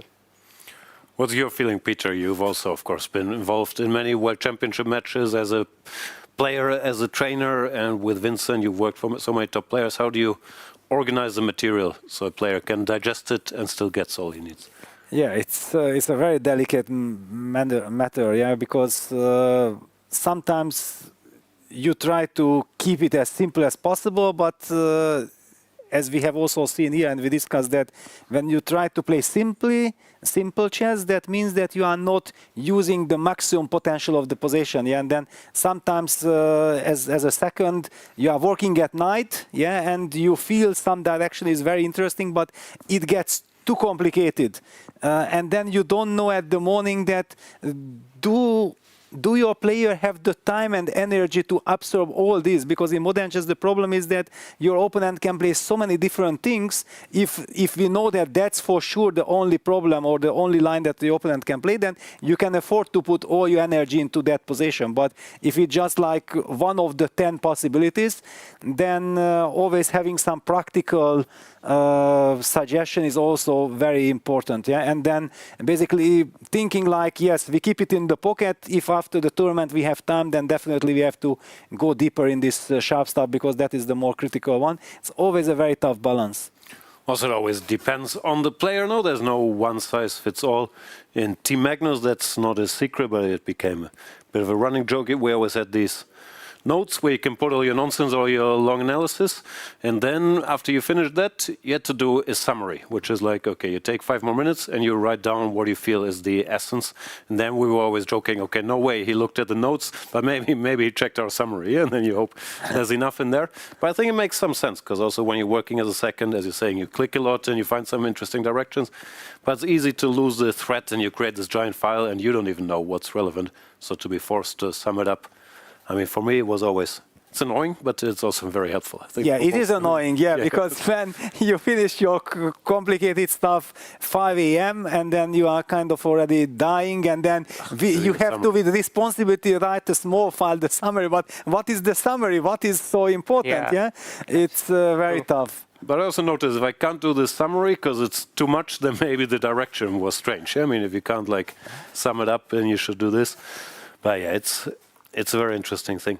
So how does it work for you? Do you get sleep? Do you get orders at night when you know the pairings and then you have to go to work, or how do you do it? So here I was, during the times when I was working the most, it was, in general, it was quite chill for me here. Not as much work as I would be doing if I was working with one particular player. And here I was working maybe till 2 or 3 a.m. And then I would wake up at around 9 and work. These were the most busiest times. And later when I was, when the workload reduced, then I had normal sleep schedules with 7 to 8 hours of sleep. In general, I think sleep is important, because the more tired you are, the more mistakes you can end up making. And I think it's very easy to, for your brain to stop working when you look at all the 0.00s of stockfish and all the different lines. And sometimes, I remember recently there was this variation where the white queen was on a4 and black plays this move bishop to d7. And the bishop is completely hanging.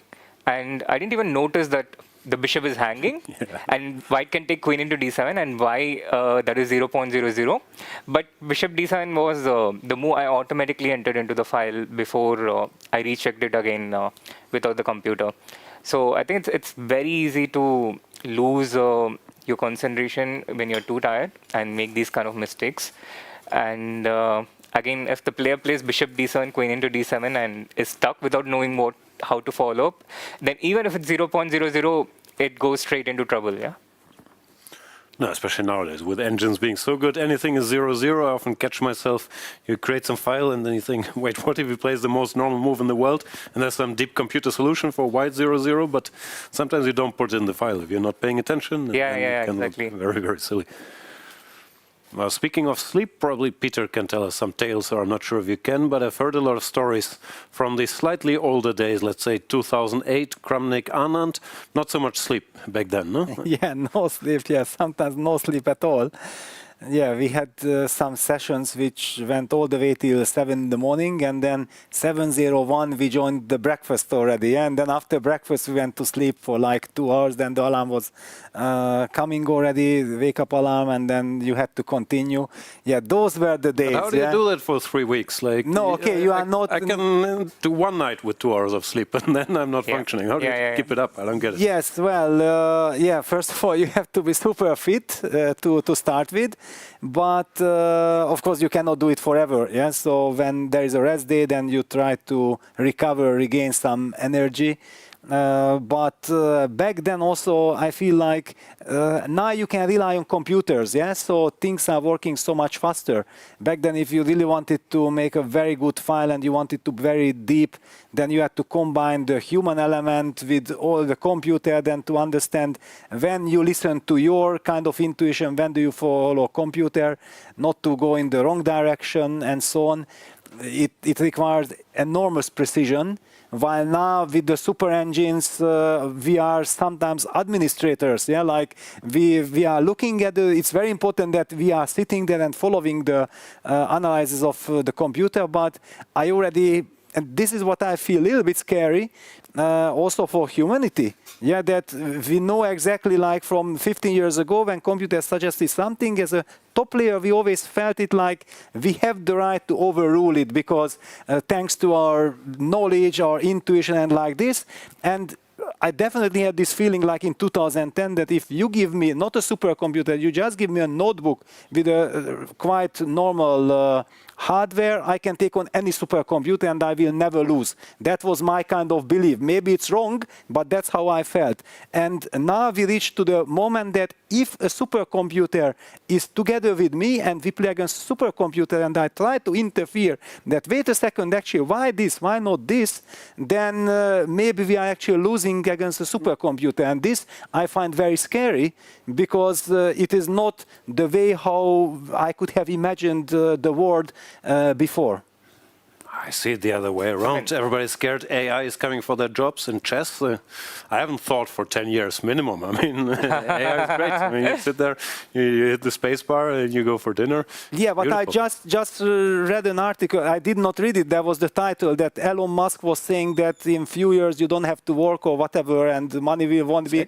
Yes, okay, but it also means that will be a total chaos. Yeah, it's just like in the chess world. Like the general old principles, the rules are less and less more important because according to computer everything works, every bad move. How do you educate people? How do you educate chess players? Yeah, when in our times it was supposed to be this is not good because you know you have to pay attention, structure, this, that, and now computers say forget about it because if you play correctly then you can afford it.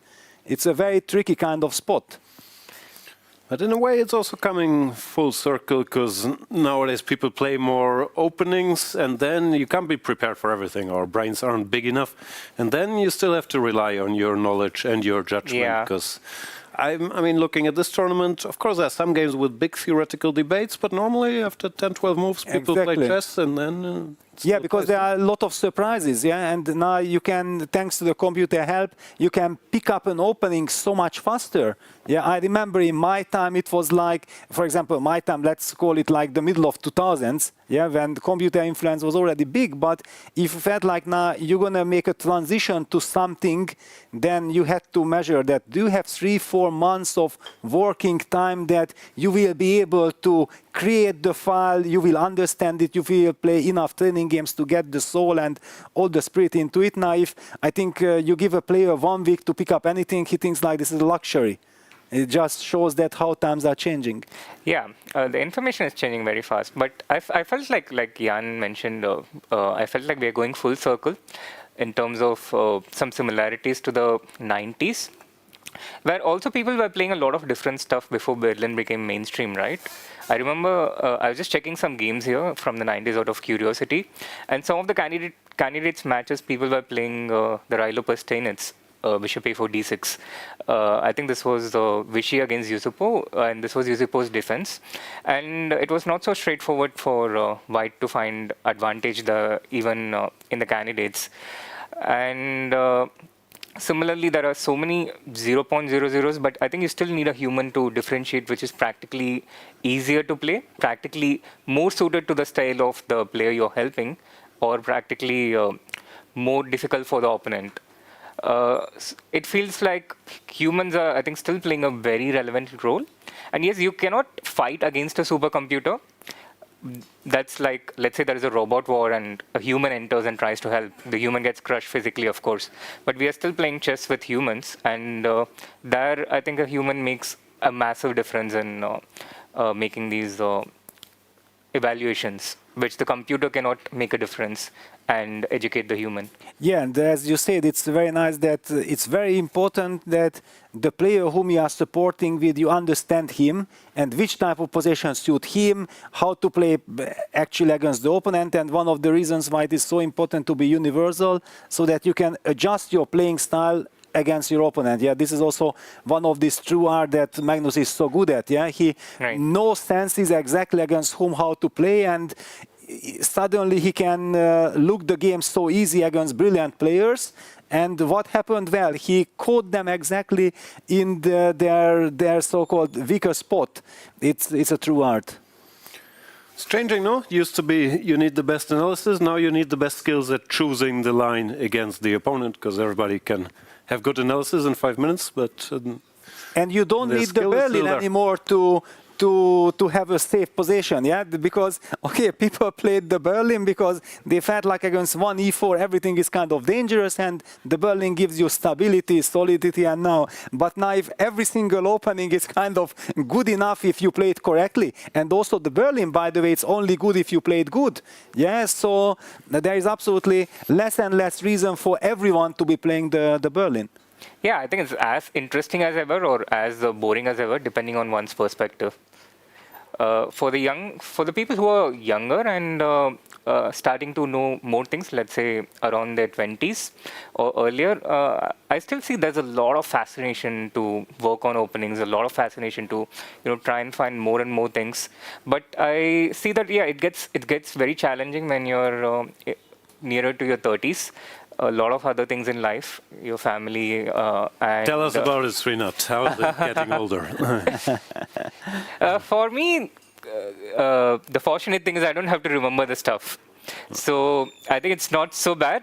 But the people I work with, when they get to their 30s, I see a change in approach. They no longer can work for 10, 12 hours a day. They can no longer afford to try and remember as much information as they used to. And yeah, I think in these aspects, things are changing from what it used to be in terms of the information you have to remember.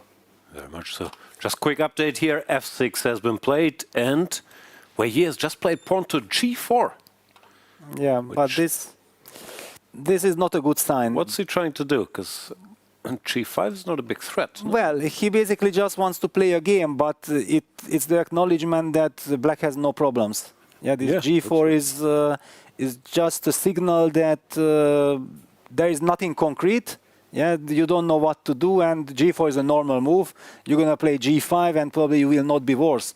But the prospects of getting better, those moments have passed already. Yeah, looks like Andrey did choose well. Coming to our debate, I don't know how long he had the Rubinstein, but it seems for now was a good choice. Srinath, before we let you go, I have to ask you the big question that is keeping Indian media and everybody talking here busy. How do you feel about the playing conditions in the hotel? What have you heard? I think mostly it's been positive, especially from the people who stayed longer than round 2, round 3. As they got used to the conditions, it has been mostly positive from the people that I have spoken to. I think it was a bit of a choice of convenience of having the tournament hall right across over choosing a more luxurious hotel. And I'm not sure it's what you would prefer. Would you have a hotel like this and the playing hall right across where you can walk in 2 minutes, or a 15-minute drive, but something... I'll always take the walk, and also, I don't know. Of course, it's every hotel is a bit different. It's personal decisions, but I mean, to be in a 5-star hotel with 25 degrees and food I really like, and a pool and a gym, I feel it's complaining on a high level. So yeah, but everybody is experiencing difference, and I haven't seen every room, and I don't know what happened. But for me, it's been great. I haven't seen every room either, but personally for me, it's been a pleasant experience. My stay here. Then thank you so much for checking in with us. What are you up to now? You're staying till the end? You're leaving? What are you doing? So I'm staying in Goa for a few more days, but I'll be checking out of here. And yeah, I mean, I was anyhow, I didn't have anything planned till the end of this event. So I have a few extra days now. So I thought, as I'm in Goa in any case, and there are a lot of things to see beyond this part of Goa. Like I went a bit further yesterday, about 20 kilometers away, and I saw these beautiful ships. And also at the center of Goa is also the World Cup logos with all the different flags, and a lot more things that I had no idea that it was there in Goa. So I'll try to make the best of the next few days and explore Goa as much as I can. Here we show for 2 quick draws and then rest day, and we'll check it out as well. Thank you so much, Srinath, for joining us. Yeah, enjoy the rest of your stay in Goa. And you're the team captain of, it feels like 15 teams. I'll see you somewhere as the Indian captain, Global Chess League captain, World Rapid Blitz captain. Thank you so much for joining. And see you Thank soon. you. Thank you so much. Thank you. We'll go just for a brief breather to set up again, and we'll come back with all the action. The FIDE World Cup 2025 in Goa is one of chess's most intense events. A knockout that tests stamina, strategy, and nerves. Here's how it works. It's a single elimination bracket played over 8 rounds. In round 1, lower-seeded players face off while the top 50 seeds receive a bye into round 2. Each round runs for 3 days, 2 classical games, and if the match is tied, tie breaks on the 3rd day. The drama builds until 2 players reach the final. The semi-finalists who don't advance play a separate match for 3rd place, and that match matters because the top 3 finishers qualify for the next candidates tournament. It's simple. Win the match and advance. Lose and you're out. Every game takes a player one step closer to the title and to a possible shot at the World Championship itself. From start to finish, it's a fight to survive, one match at a time.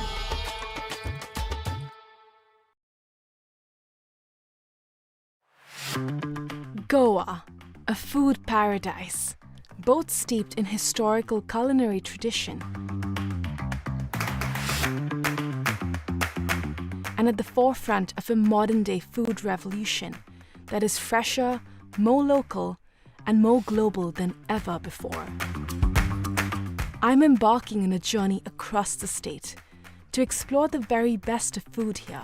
This is honestly my favorite way to eat an egg. Break bread with some of Goa's most loved chefs and understand what food really means to communities here.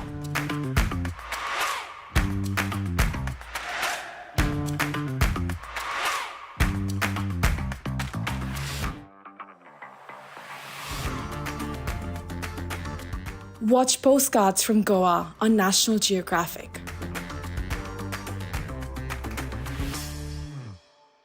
The most prestigious tournament in chess has come to India, the home of chess. अरे यार देगी अरे क्यों चाल्यो घोड़ो Yes! Yes! Yes! Yes! Chess, chess, chess, chess, खेल ये हमारा है। आओ दुनिया वालों ये वेलकम तुम्हारा है। अपना गेम भारी है, हैंडशेक की बारी है। अब इंडिया बोलेगा। It's your move, it's your move। Goa कर रहा है wait, it's your move। Come, don't be late, it's your move। तो कोई खोद चतुरंग के सारे रंग सदियों से हैं अपने संग शतरंज बिछता है हर आंगन विश्व को दिया हमने विश्वनाथन डंका बजा है गोवा सजा है खेल जमेगा खूब It's your move हो न जाए checkmate It's your move check में भी होगा just It's your move Goa कर रहा है wait It's your move come don't be late It's your move esto todo It's your move एक दो ढाई It's your move It's your move It's your move It's your move It's your move The FIDE World Cup 2025, starting from 31st October to 27th November in Goa, India. It's your move. In December, the world turns to Doha, Qatar for chess at its fastest and fiercest. The 2025 FIDE World Rapid and Blitz Championships bring the globe's elite to battle under lightning time controls. December 26th to December 30th, Rapid and Blitz formats designed to reward precision, courage, and creativity. In the heart of the Middle East, Doha offers more than a board, a world-class venue, a cultural backdrop, and a stage worthy of legends. With a €1 million prize fund on the line and the title of world champion at stake. The 2025 FIDE World Rapid and Blitz Championships, the ultimate test of fast chess. Chess is more than just a game. It's a tool for empowerment, connection, and transformation. In 2025, FIDE is proud to launch the Year of Social Chess. We believe in the power of chess to bring about positive change, from therapy and education to rehabilitation and inclusion. Social chess is our way to build a better world. The Year of Social Chess will introduce groundbreaking initiatives across the globe. Monthly themes will address critical social challenges: chess for protection in refugee camps, chess for cognitive health among the elderly, and even chess for addiction recovery. Through this initiative, we are mobilizing communities, conducting research, and creating opportunities for all to experience the joy and impact of chess. Join us for online chess events, global conferences, and even a documentary film festival that will showcase the power of social chess. Let's make 2025 a year to remember. The Year of Social Chess is here. Let's change the world, one move at a time.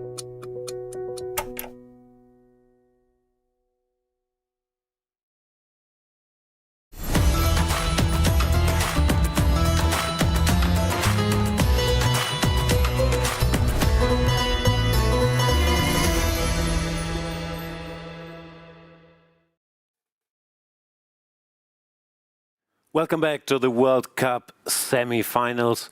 Peter, we have some developments in the Wei Yi versus Esipenko game, where it now looks like Esipenko has a fairly comfortable position. Before we get into the details there, let's welcome back Angelica, who will show us some of the opening subtleties that maybe were missed by Wei Yi. Absolutely. And Peter, we were talking about this position, this knight g5 move, which apparently, and it was the best move in the position, and we were wondering also, maybe it was a preparation mistake by Esipenko, maybe he missed playing knight d5 instead of bishop d7 first. So knight g5 move in this position would be a very, very tense moment, because the problem is here after h6, queen h5 is coming in. And even this position, after we look at few moves in front, and for example c4 now is coming in, bishop e4, let's say c3 is being played going forward, now bishop d5 take, king b1. I mean, looking into this position, of course we see computer is saying it's clearly better for white, but for example such move as bishop g5, which looks very natural, just taking a pawn, after bishop f5, check, king d7, rook d2, like you have to defend like a lion in this position. So it's really tough once you're looking in all these lines. And one more line I would like to show after knight g5. Of course, correct move is saying bishop e7 according to computer, but now queen f3 attacking, long castle, take the pawn. There is rook d2 f7. Now queen takes another pawn on g7. So basically black is giving back all the pawns for white, but there is an attack happening now after cd4. Bishop goes back, and now knight c3, a stunning move. And apparently the best reply by white in this position is to give the exchange up and play knight e4. So after knight d1, rook d1, and you're defending somehow, but your queen is far away, you gave up an exchange. Is it worth for all these pawns? It's not clear. So this is how the game could have development if knight g5 would be played. But I think Wei Yi was thinking, Andrey is in preparation, and he was worried going into this line. And what do we see currently in the position? What I see, it looks like the black is getting slowly better and better perspectives. The bishop pairs we can see. And also, there is not much going on the king-queen side. Obviously, the attack is ongoing, the pawns are expanding, but everything is defending. What do you see in the position? Do you feel like black is getting better here, Peter? Yeah, black has a very comfortable position. Okay, the pair of bishops is always very nice, long terms. Yeah, white has no real play. That is the problem, yeah, because there are no targets in black's position. At the moment, one could argue that the bishop is still not developed from f8, the bishop on d6 decent, is a little bit ugly. But in two moves, that bishop goes to d6, the other one goes to c8, yeah, and bishop c8 just had been played. Yeah, you are just hiding that bishop back there because you just want to enjoy the position. And interesting that Andrey felt like I have the luxury to move that bishop first rather than develop my bishop from f8. He might feel like, I don't know yet if that bishop belongs to e7 guarding the f6 pawn, or should it go to d6, and I definitely need bishop c8. It's a classy move. Yeah, absolutely, very nice move. And looking at this game, like both players are going, first of all, Wei Yi went with h4, long castle. Looks like the players had a good rest day yesterday. They had a lot of energy and now they're ready to fight. And I wanted to ask Peter, what about you? How was your rest day? Well, we had the rest day to spend together on this wonderful journey through Goa. It was really amazing. Yeah, we got to see and experience Goa at its best. I enjoyed it so much. But yeah, we are now back to the World Cup. The players in full concentration mode with all the opening problems. Yeah, this is the situation. You have to prepare. And how frustrating it should have been for Wei Yi, who definitely spent a lot of time, for example, fighting against the bishop c5 Spanish. We know how complex it is, how difficult it is there to find something. And then all of a sudden you get a total cold shower by facing a completely different opening that you haven't expected. Then we have seen Wei Yi for like 20 minutes debating there that should I play h4 or should I even maybe just play the short castle, the safe short castle which Jan was advocating for that. Yes, why to run into any preparation for opponent in the sharp line when you can play the quite short castle? But Wei Yi is such a brilliant player that he wants to play principal chess, yeah, no matter if his opponent is prepared or not, but it also sometimes backfires. He played the move h4, and then I have even seen on the video footage, he looked a little bit aside like, was it the right decision, you know, because you are never sure, yeah, you are convincing yourself that, yes, you should play principal, everything, but you deep inside you, you are never sure if that's really the best decision at that concrete moment. Yeah, the pressure is on. It's all about who is not going to get into the candidates out of all these four players. We see the fireworks on the boards, definitely. Yeah, on the other board, I'm not sure if you guys have checked, but there is a bunch of exchanges going on. It looks pleasant for Black at first sight, because now... Oh no, he can take on c6. What's going on here, Peter? Yeah, I'm expecting Rook takes c6, so we are actually getting this bishop versus knight construction. On one side, I would say that I'm very happy with Black. Yeah, that... and Angelica showing the line, because, okay, that bishop is a monster bishop, but White also has a very solid construction. We talked about this, that the c4 square, yeah, is available for the rook. Potentially, if all the rooks are traded, then for the knight, also even for a white king, if it gets to a pawn endgame or like this. So I still feel that it's very much balanced, but Black has won the opening battle. Yeah, Black has nothing to worry about. Absolutely, pawn is not hanging because of the tactics, obviously, on b4, and bishop against the knight, and this position looks like Black is definitely going to push.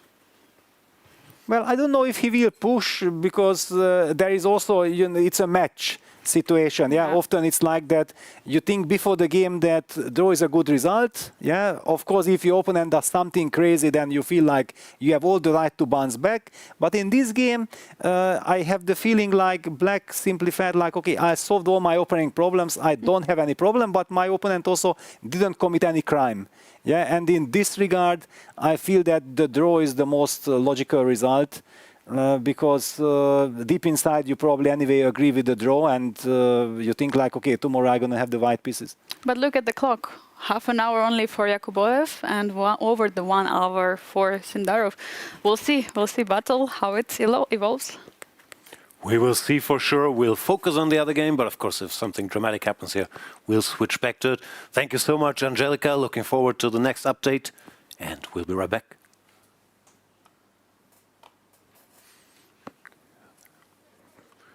Yeah, here we see Yakubboev and Sindarov.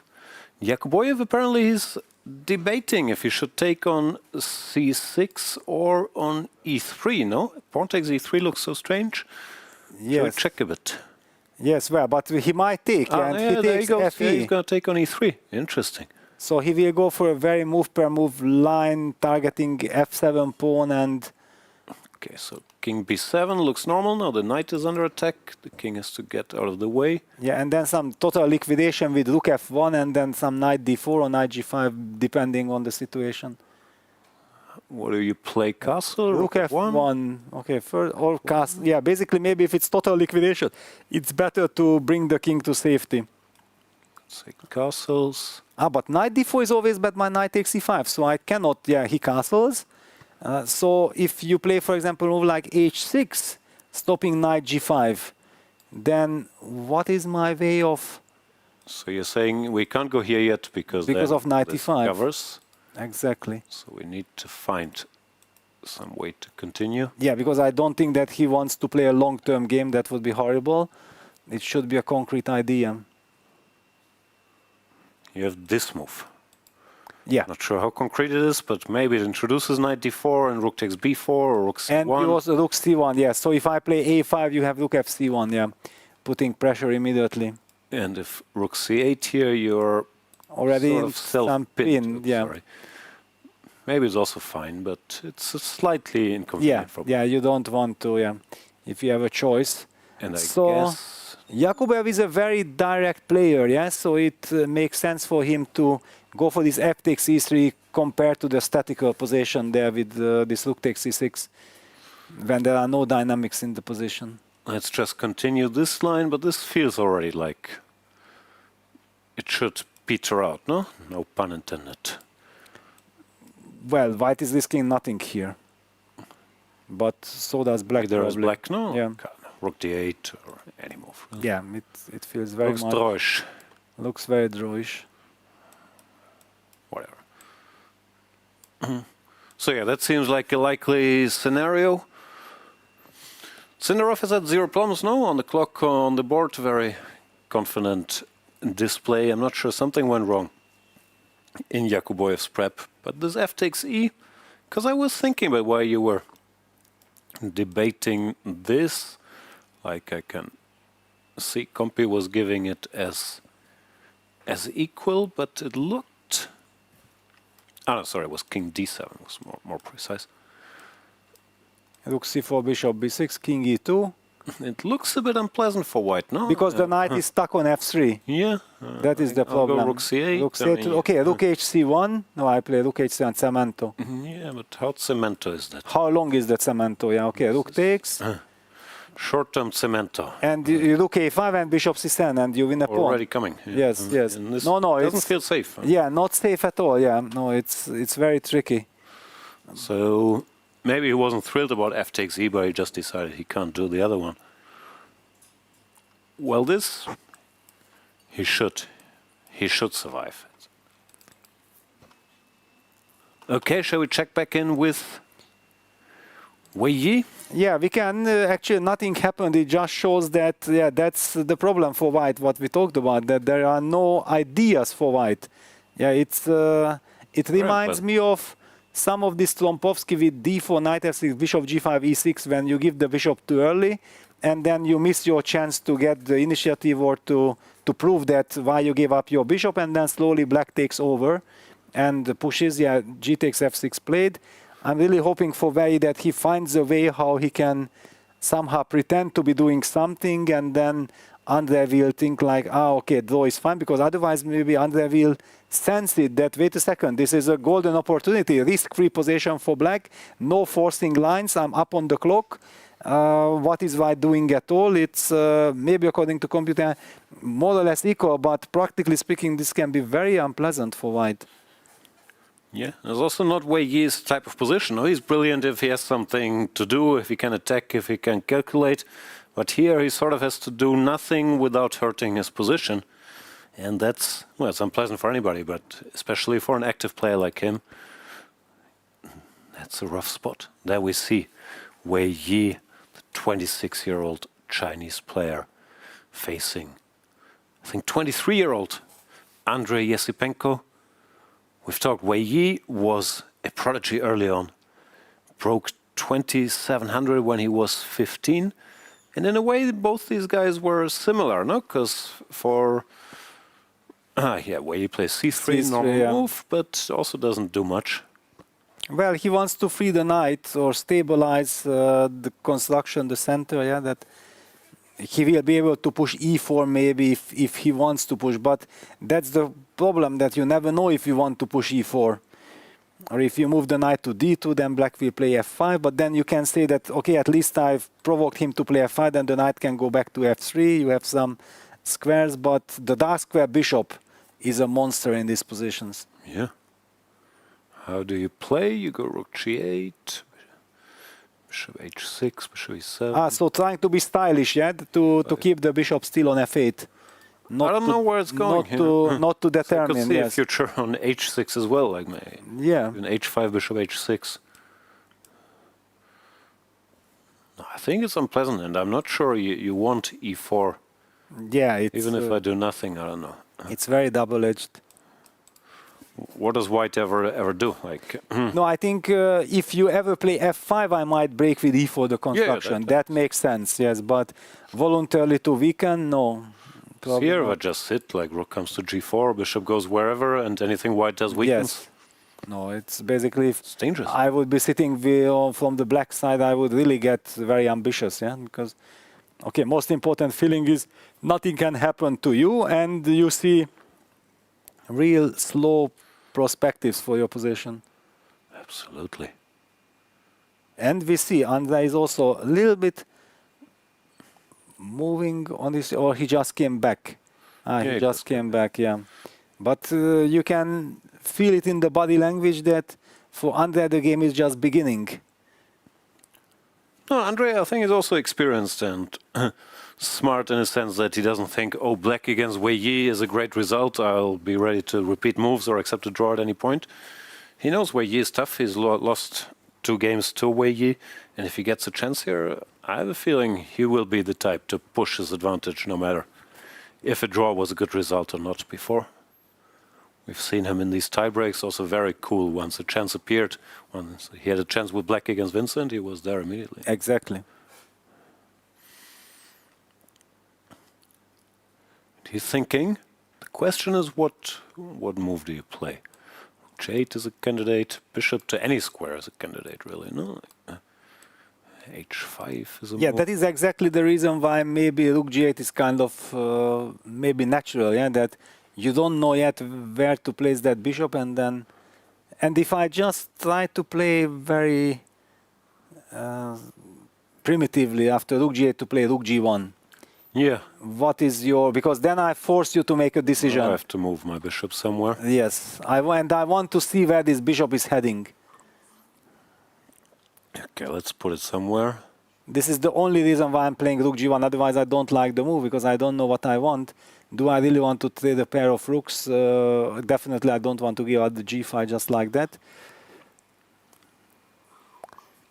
And one other question, that if white pushes H5... Yeah, I was just thinking. Exactly that. Yeah. Is this at least disturbing black? Because then you were not able to establish yourself this H5 kind of move with the G4 outpost for your rook. And then I will try to do this psychological pressure on your pawn on H7 that I also want something. Mm-hmm. Yeah, very possible. Another option, as usual, brought to you by a trusted helper here, which I thought looked strange, but now seeing this, it actually looks very smart. To start H5 directly. H5 so then you still have this Rook G8, Rook G4, you're stopping this business. But then also the question comes, why didn't white play H5 the move earlier? If instead of C3, white would have... If white wanted to get the pawn to H5, he could, but for some reason he preferred to play C3. I think he doesn't know what he wants. No, he plays some stabilizing move and then he will react, but it's so hard to form a plan. And maybe you think, okay, H5, maybe once his bishop moved, but when it can go here, does nothing. I don't know, it's difficult for white. Yeah, these are the Karpov type positions, that the Karpov was so brilliant with, okay, give me this tiny little better position and Karpov normally needed to survive some attack for 50 moves and then he would get it. No, this, but you get it for got free. this early on, which against a great player like Wei Yi. Very impressive. Okay, Rook G8. Rook G8, the little bit move. the lazy move. Okay. It's a natural move, it's a good move, but it also kind of brings White to this thought process that, wait a second, if he gets H5 Rook G4, I'm not feeling comfortable, because the H4 pawn will always be hanging. Rook take G4, H4 transformation of structure is never possible, because that would be strategically losing. And then, okay, White will come up with this, that, I have to... By the way, also the H7 pawn is now more vulnerable than the Rook moved. No, it's a very nice plan. And maybe it will encourage him. Maybe even immediately to push H5. I don't need Rook G1. Does it make a difference? Or Rook G1 was smart? Not sure it makes a big difference. The bishop here. And then I can still play Rook G1 or H6. Yeah, this is double edge. This is This could also really backfire. Yeah? Maybe at some point Black takes control, takes the pawn, and you resign. Yes. No, tough spot for Wei Yi. Also, we can see. I'm not sure if Rook G8 was super smart, but Andrey is not taking a lot of time. He's being practical. He's playing normal moves. Feels comfortable.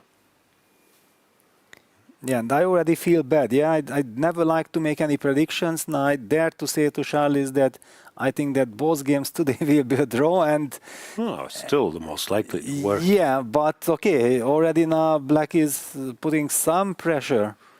This was not my desired scenario. I thought like, okay, I want Andrey not to have any problems, but I also want Wei Yi to make a comfortable draw here. But all of a sudden, I don't see that these two things go hand in hand. Somebody has to suffer. Oof. Because if Andrey finally will also not get any chances in this game, it will be an easy draw for Wei Yi, then actually he will be also kicking himself. Now there are no happy... There is no happy outcome. Hate it when that happens. But still, I'm shown this position, I'm told, okay, Wei Yi is white, Esipenko is black, what is the most likely result? You still go with draw, no? It's not like white is lost or anything. No, white is lost, no, definitely not. But just a tiny bit better on the clock, long-term potential in the position, and it's very unpleasant, because the stronger you are, the more also you have the feeling like I can't do anything, and this is a very frustrating feeling. And often doing nothing is the toughest, You definitely want to do something to compensate for... Very few players that are good at doing nothing, quote-unquote, not hurting your position. Well, often, especially for active players, and they do something, you push E4, H5, H6, and then can backfire. Yeah, some impulsive decision, and your opponent is already very happy. Yeah, tough. One thing is clear, none of the players got anything out of the opening with white. That we can... Black is okay. Certainly say, yeah. Okay, modern chess, actually really playing with black, it's often more pleasant because there is no pressure on you. Draw is kind of fine from the beginning, and the stronger you are, the more ambitious you are. So with white, you want to put pressure, and okay, against a very solid repertoire or someone who comes up with a surprise which is very solid and sound, then good luck trying to use your ambition. Yes, also, like in our discussion with Srinath earlier, it shifted a bit that earlier with white maybe you had some idea or you found a way to get your plus equal. But now it's more like you get to decide what battleground, especially guys that can play E4, D4, C4, Knight F3. That feels more like the advantage of being white than actually being able to put pressure, no? There is no pressure anymore, yes, exactly. And that's also sometimes what can hurt guys like Wei Yi that are more or less exclusively E4 players. Like, I don't know how it went in practice, but Andrey and his trainer could spend most of the rest of the day like focusing on this Rubinstein, because you have like, I don't know, a 90% chance to get it, no? Well, if the guy plays E4, D4, C4, you can't focus on anything because you just don't know what happens. Yes, exactly.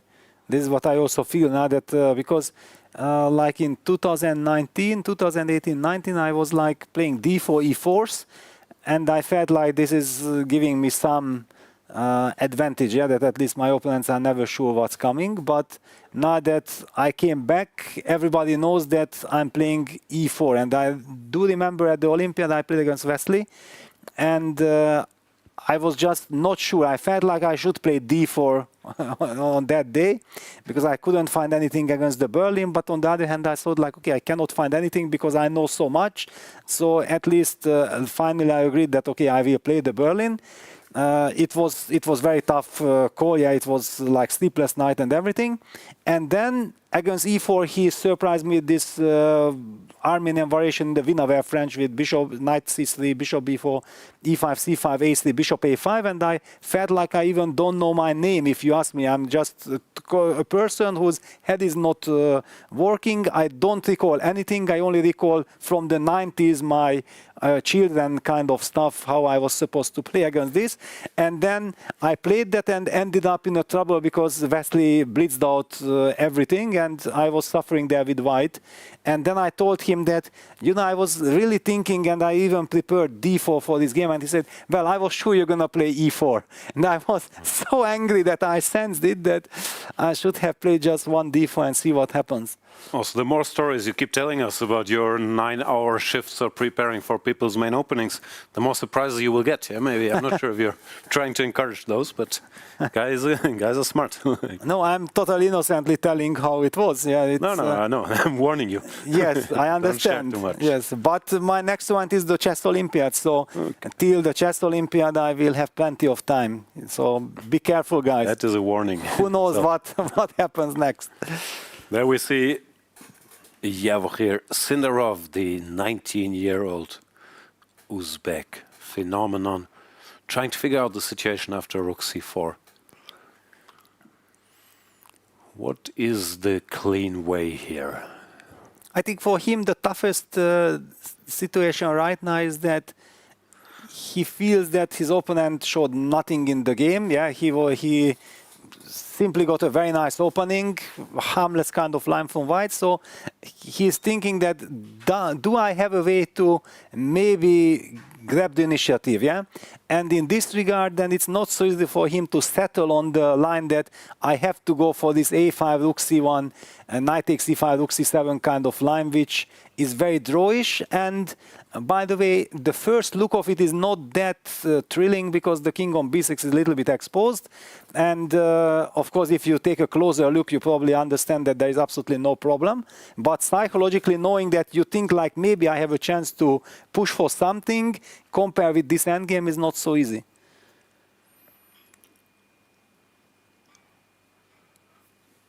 So what could he be looking at? He could be looking at this Rook c8, which at least keeps the tension, which we kind of dismissed because it's a bit ugly. But let's see. What should white do? Nothing direct here. We play some move, king f2. Yeah, king f2 or h4 or something. Let's say black tries to exchange. Just wondering. Who's better? Knight e7 looks more normal. Who's better? Why? Yeah, knight e7 is normal. Yeah, once you trade the rooks, then already e5 becomes vulnerable. I guess this is. Problem is now our knight is a bit silly, but if it comes back, it's fine. Yeah. Yeah, if it comes back, it will be more than fine. But okay, maybe you can push now e4, and then you get king to e3, knight d4, and the knight is trying to head to b5, d6. Yeah, somewhere. Knight e7, knight d4, knight g6. However, there is. But then rook c5. We shake hands. Okay, also rook c5 is there. I don't know. Yeah, it's, sorry. It's tricky, and we are about to see a move.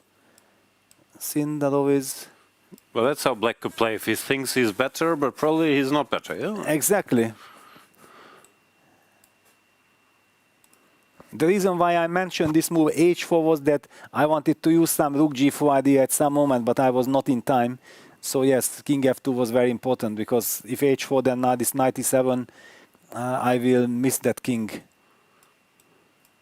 And then h4 was completely useless now without Rook G4.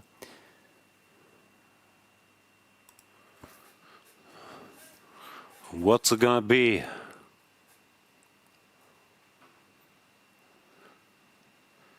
Yakubboev. 23 years old, 4 years the senior of Sindarov, but these guys A5 will be battling played. for a decade already. A5. Also the most obvious move, no? Keeps both options open. After Rook C1 you can still decide. But my guess would be, we will see this. Yeah, draw is... Here I'm not worried, draw is very likely here, but in the other game, who knows if Wei will be able to hold his nerve, because the problem in such positions like there in Wei's case against Esipenko, that you are also getting this uneasy feeling, like with white, you are not happy, you cannot shut the game down. You see all the moves for the opponent, how he can potentially put pressure on you. The clock is ticking. Not easy spot to handle.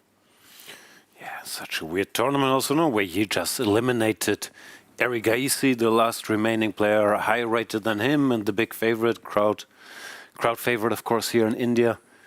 And now, all of a sudden, yeah, everybody will tell him, okay, you're almost there, candidates are so close. And then you're white, and you're not expecting like to end up in trouble, not knowing what to do, so very hard to adjust to the situation. Yeah, and actually if he loses this game, then basically he's losing the semifinal. Of course, he potentially has the chance to bounce back, but we know how difficult it is. It's very unlikely in a classic. In rapid, there are always more chances because you can somehow unbalance your opponent and you can try to do something, but in classical, white will always have the chance to control the situation, and then you have to take enormous risks to try to create winning chances, which is the easiest way to lose the game. Yeah, we're far from it, but tough spot for Wei Yi, our rating favorite, who's also down to 25 minutes. Like, okay, we've talked about this before. I've seen the guy play on 30 seconds per move for long, long stretches without blinking. But it's also easier if that's a defined position where you know what to do here, then he can use his great calculating skills. Here, we have to decide, can I move a pawn or can I not? And it's not so much calculating. You also don't want to be low on time. Does he look a bit sad too? Yeah, not happy for sure. And a little bit worried. As you said, yeah, it's all these emotions, yeah, knocking out Arjun, reaching the semifinals, being so close. A lot of congratulations is probably coming also towards you, but it all does not mean anything because you start a new match against a new opponent who also has his agenda. And actually sometimes in a World Cup, having a really tough spot like Esipenko had against Shankland, yeah, by winning the first game, then losing with white, yeah, Sam was bouncing back, then keeping cool. From such scenarios, you can actually get a lot of energy surviving those moments. Knight D2 played by Wei Yi. Yeah, okay. I mentioned this move when first C3 happened. I told you that yeah, white potentially sets up this E4 on Knight D2 idea. Knight D2 is somehow more solid compared to E4 because E4 is very committal. And please show me what you're going to do with this F6 pawn. Do you push it to F5? Do you keep it there? Do you defend with bishop? What comes natural to you, Jan, here? At least there's something to do. I don't know. Like Compi wants to go F5. To me, it's not obvious because it feels it's weakening some squares. I mean, I understand it's probably not a big deal, but it's not a move you love to play, no? It runs into this E4 break in the future. Yeah, so F5 we play Knight F3. Knight F5, Knight G5. Yes. Immediately, at least white knows the next couple of moves. He knows the direction of the game, which was a big problem before Knight D2. That was also the reason why I was kind of tempted to ask this question. If I go bishop E7, then you have Knight... H7. Then H7 is hanging. That's the problem. Yes. Sorry.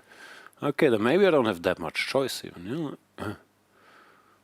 Okay, I don't want you to take. What can I do? No, Knight D2 was smart, yeah.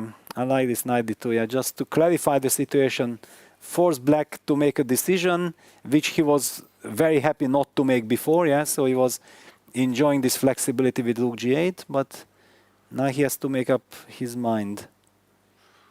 Okay, Let's say he has to do this. Okay, knight f3 back. Knight jumps. We promised, and next will be e4 if you cover the e5 square. If you play bishop d6, for example, I'm gonna play e4. I can just announce it. Pre-move. Yeah, just so that you feel comfortable. You know what's happening. You can get ready for it. Try to use it for your advantage, to your benefit. Takes or CD, you take? CD, Knight takes CD. pawn. Okay. CD. First CD. First CD. I have the advantage. We are analyzing. If something goes wrong, I will just take it back. Yeah, that's always. I have this very big luxury compared to the players. But somehow it's a logical direction, no? That okay, now so I get rook c1, kicking that queen from c7. If you don't take, then potentially after ef, your pawn will be isolated, so I can look for some more liquidation. Yeah, it feels logical. I'm a bit surprised. Actually, this move is nice. Yeah, Obviously, bishop black f4. black is very fine here, like Yes. minus 0.5. So Okay, bishop it's quite f4 happy. hurts. This is a nice move, huh? Yes, stopping rook c1, and but only after e4 you took cd. Yes, so I was unable to include rook c1. Yeah, that was smart. I thought this looked natural. Or, Yeah, it is. I mean, just it is possible. Yeah, I was just thinking about general glance that okay, this e4 cd, and I will liquidate. But yeah, bishop f4 is. But also here, a nice move. Once again, I'm a bit surprised, but who am I to argue? Computer says black is seriously better after just f4. I mean, Well, okay, minus 0.5 is. It concerned me. You know, this f4 move concerned me. In the CD structure, not. In CD structure, I'm laughing Very after f4, but yes, here, of course, it's because you get rook g3, you get so many things. And this bishop might look passive, but once black stabilizes, I mean, it's a fully functioning bishop. Yes. It has access to all the squares, so it's not a liability. And also one problem that otherwise normally after some move like f4, it's very nice to sit on this square like on f3 with the knight, but then your bishop c5, bishop e3 might enter into my stomach. Yeah, this bishop also, c5. it can be very fast. e5. Very unpleasant. G3, Yeah. bishop g4. No, nothing's easy. How do we get here? There was Well, f5, yeah, the most natural move. I still don't like it, but maybe you just have to do it, yeah? Yeah, you have to do it, yeah. And okay, white has to retreat with the knight back to f3 because you have to cover the d4 pawn. Otherwise, you will never be able to break with e4. The computer has some sick stuff, just really saying this is happening, but he has a weird plan. He wants to go here for whatever reason. Yeah, f5 played. f5 played, yeah. Okay, now this line doesn't even make sense. I just saw it, and now he does very strange things like queen h5, knight f3, but it looks very random. And knight knight b3. Oh, Wow. Okay. Whoa. Yeah, that's the other route. I was Maybe hinting at taking on c5. When you were hesitant about another move than knight f3, I was thinking like, okay, knight b3, of course, that's what computer wants. No, the computer wanted random stuff, but this is at least very understandable, yeah, because he's saying, let me take. Exactly. Can I? No, b6, a6 is hanging, so we can't cover. No, I was just not sure that, for example, in this structure like dc, bishop c5, knight c5, queen c5, that is that really completely equal, or actually black can even play this position? It's a very huge strategic question. So let's make a move. Yeah, okay, yeah, bishop e7, for example, yeah. Takes, and queen takes c5.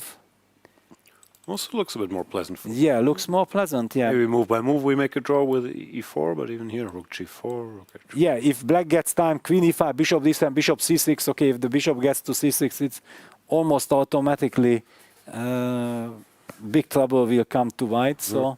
Yeah, not easy, but it's understandable also with 25 minutes on the clock.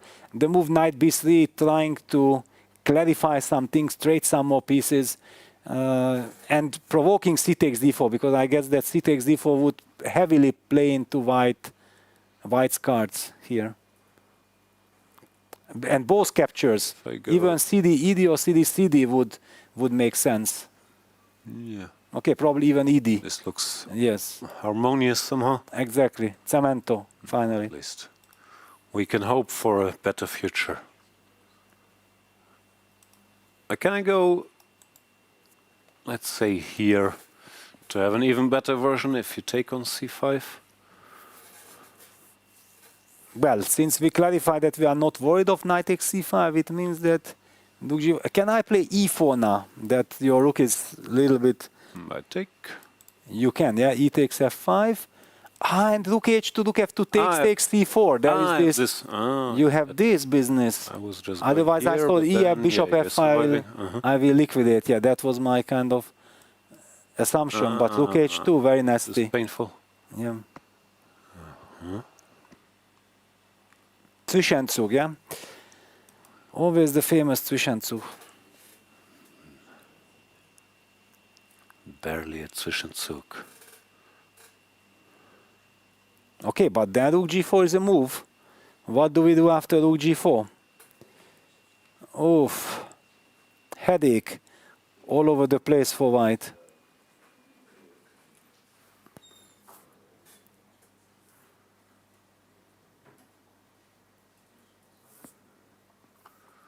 Yeah. I heard, by the way, that Liren, former world champion and a good friend of Wei Yi, he's broadcasting Wei Yi's games on a Chinese stream. So it's very cool, no? To have your friend, the former world champion, like sitting there rooting for you. It's nice. Of course, it's nice. This is very nice.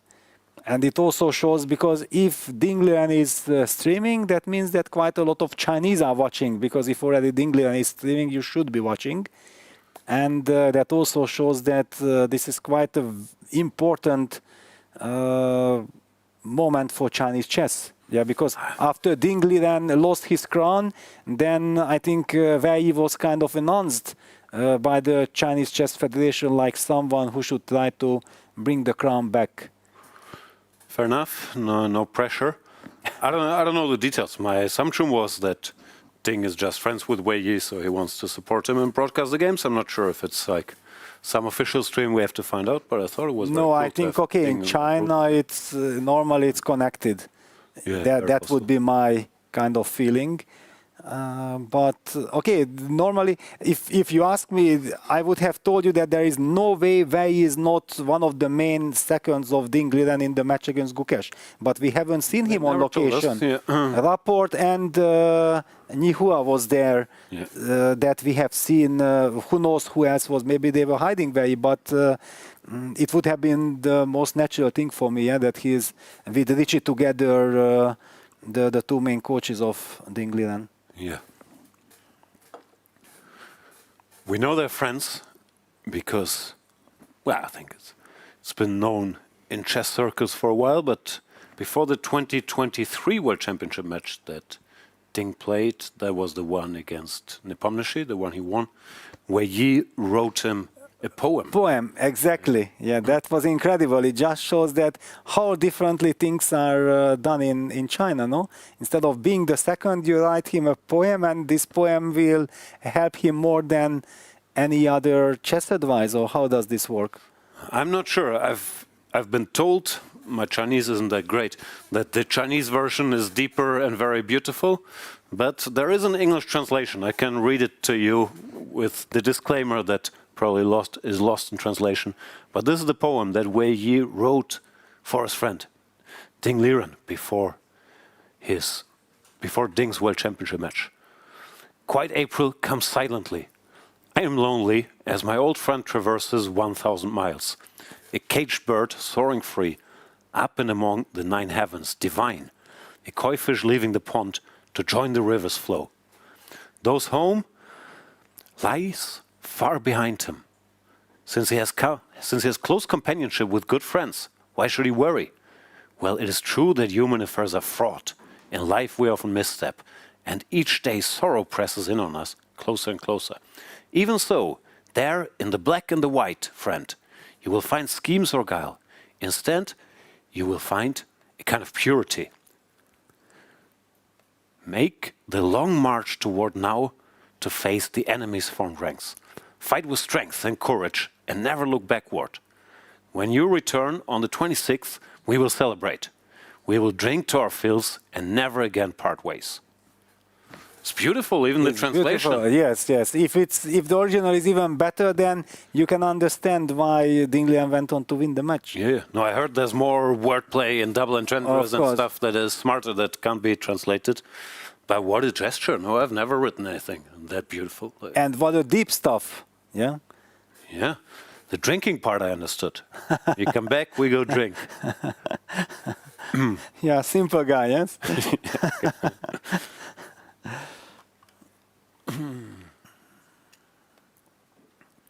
Also, how many top athletes, like top 10 players, top professionals do we know that write poems for their friends and competitors before an event? No? I thought this was amazing stuff. Well, also you have to have the skills to do that, yeah? It's not only the wish. Maybe someone wishes to write something, but he's not capable, yeah? It already shows the artistic element also of Wei Yi. Yeah, this is before ChatGPT.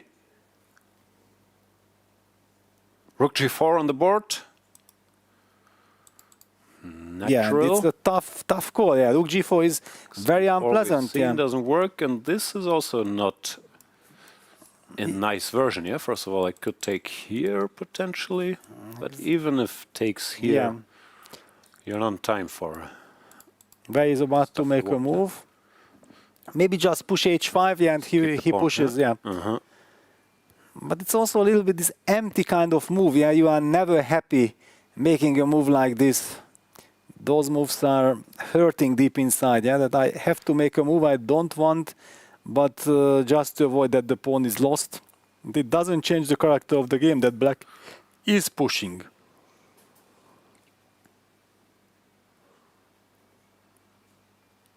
And still, Andrey is keeping a little bit over 20 minutes time advantage.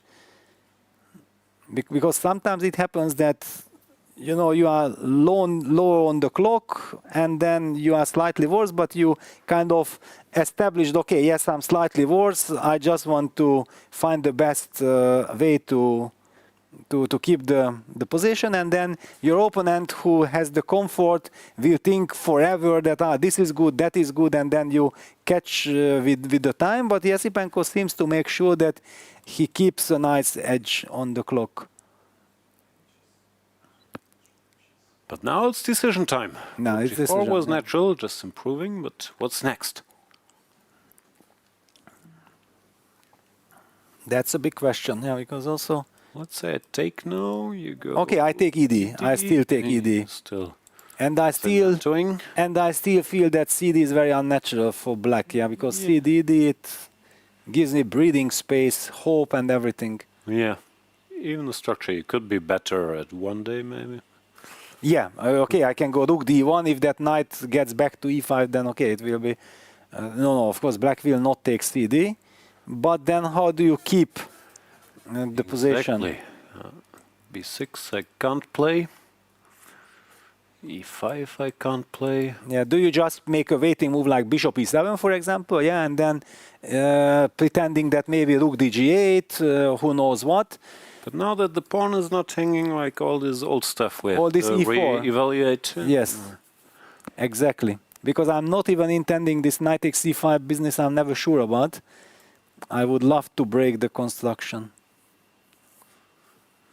No, Wei Yi is fighting nicely. I mean, like, yeah, given the circumstances. This knight D2 knight B3 was a good practical idea because it also kind of forces black to get out of this autopilot mode. Yeah, you have to always measure that. Is this knight takes C5 really something that I can seriously squeeze, or just it looks good, but after two moves white will be fine? There are all kinds of things to consider.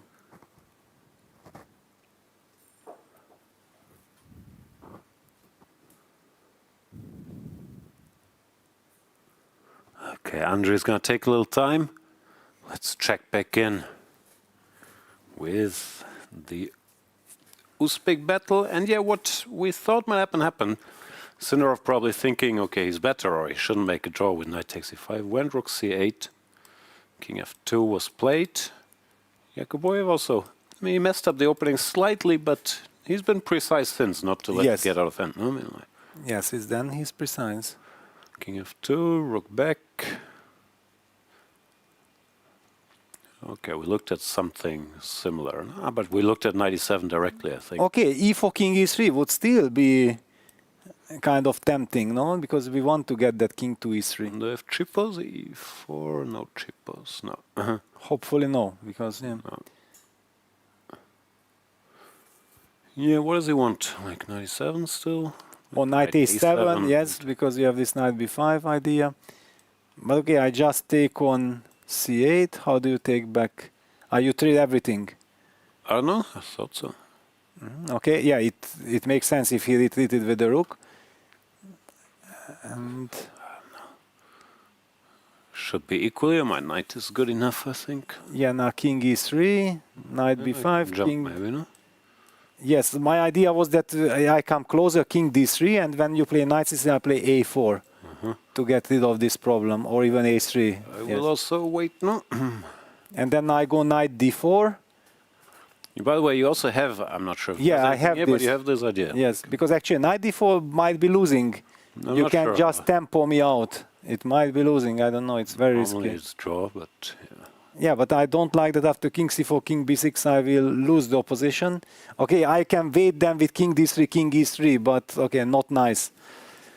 Not nice. Ah, yeah, now you have endless moves, but yeah, Yes. it's close. No. Don't try this at home, no. It's better to have something easier. And he So opted we King get E2. here. And King E2, also normal. And if we do the same,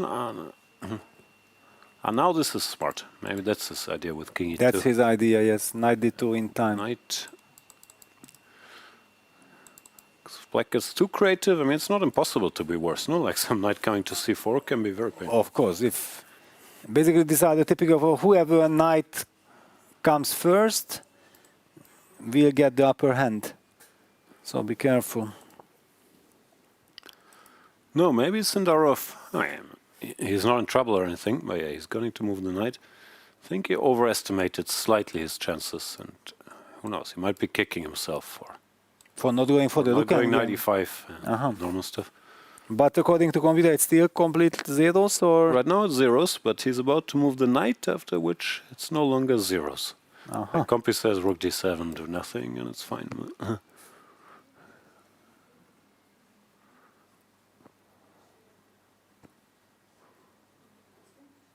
yeah, but it's normal that of course black will move the knight. Yeah, no, it's the normal plan. Yeah, that's why. The why human, they- yeah.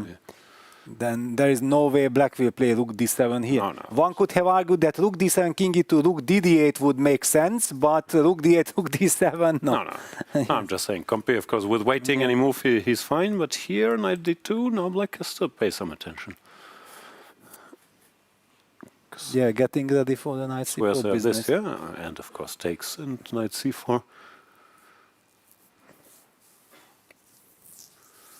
This could surprisingly be quite dangerous for black. Because also natural to miss knight D2, I think. I think from afar you think, okay, knight A7, the guy will play knight D4 to stop me from knight B5, and then I can do whatever, take in rook D5 or something. But knight D2, it's a completely different situation we have to defend. Yeah, and also the D2 square was never protected, yeah? Yeah, The king just walked in time to E2. And by the way, Yakubboev just appeared behind Sindarov's back. We have seen they are walking him. No, he was walking in distance, but we could, no, that's okay. you see he's circling there. That it shows that he somehow senses that, okay, thank you very much, now I'm fine. Yeah, and I maybe get even this. senses, okay, my friend, show me how you make a draw now. I mean, Yes, this is the typical kind of body language when you are relieved that, all right, it was not so easy, but now I am on the right track.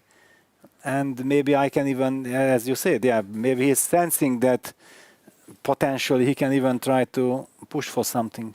Also, chess aesthetics-wise, I mean, even you said, I think directly, no, Rook C8. Yeah, getting feels strange, into no? yeah. And then next move also, he can't make something normal, but he has to move this rook back, which was doing well, no, attacking the pawn. So he moves everything back, and yeah, gives white a lot of time. And yeah, computer saying, yeah, Rook D5. Exactly, I wanted to ask you that. Can we go back to D5 now that we know that we are not playing for advantage anymore? Now we go Rook D5. And that at least makes it harder to go Knight D2 and we can stand, yeah. Because E4 is not something White loves too much if he doesn't have to do it. Yeah, then E4 is to try to keep things. Yeah, exactly. It's not an ambitious move at all. It's trying to lock everything down. Yeah, basically it makes sense from Sindarov's point of view. Yeah, if he understands that he cannot do anything, then correcting the path with Rook D5. That's so hard now, because he clearly had a plan now. Go Rook C8, go he back, lost 2 go Knight tempi A7, also. Knight B5, and yes, absolutely agree. Yeah, look at Yakubboev. Yeah, the way he's looking there, he's happy, he's satisfied. yeah, and Sindarov also understood what's happening now, because he was about to play Knight A7, and now he's not in the blitzing mode, anymore. I think he's not going to play it. I think he spotted Knight D2, and he recognized, I'm the one who's fighting there. By the way, it's 0+1. It's not like White is winning or anything. Yeah, but the tendency. Trend is bad. Yes. And also the 0+1 is with strange moves like Rook C6, trying to fight, but no. Yeah, then why did you Wrong play Knight direction. A7? Yes, it's all very questionable. No, I like Rook D5. It's tough to do, but okay. Once he understands he's not better, he can also understand he's not worse here. Yeah, Rook D5 is the move that actually also signals to White that, all right, maybe I was a little bit too early, getting ambitious. Yeah, Rook D5. Thank you very much. I should be happy that everything worked out as it worked out, because yeah, with this FEC structure, if something goes wrong, it's very dangerous. There's also very little White can do. No, it's the only question is there's some sort of Zugzwang now. I mean, you can go Rook D7, but Black doesn't have obvious moves. King B6, King B6 I can go. And if sorry, but if I after H4 play Knight A7 with a Rook on D5, that's possible. Because you don't have Knight D2. Okay, takes. Can go E4 now. E4, okay, Rook has to head back, and then you are in time with Knight D2, yeah? There's always this Knight D2, which all of a sudden it's Black who has problems. Yeah, it's very strange. Very strange. Because, okay, we were thinking King E3, Knight D4, make a draw, but no. But wait a second, okay, at least I should have placed my Rook on D7 so that my pawn is protected on F7. Okay. And after Knight D2, I play Knight B6, stopping Knight C4. But you are fighting for draw. Yeah, Rook C5, yeah, this is the problem, yeah. And okay, King A6 feels very artificial already, losing the C file. Your pieces all of a sudden do nothing. No, I mean, Knight is computer holds it's plus it's 0-0, but yeah, no. Exactly. The good news is White's structure is bad enough that if you can sort of defend, you probably won't lose, but it feels dangerous. Yeah, Nodirbek goes for another walk. Yeah, he just feels that this is my moment. I can enjoy the glory. King E2, I have safety. I have access to a D2 square for my knight if Black starts jumping with the knight. Look how happy he is. Yeah, he's very happy. That's what chess players need, such happiness. King E2, perfect harmony, cemento. We cannot lose anymore. And it's even a trap here. If the guy gets ambitious, Knight D2 is coming.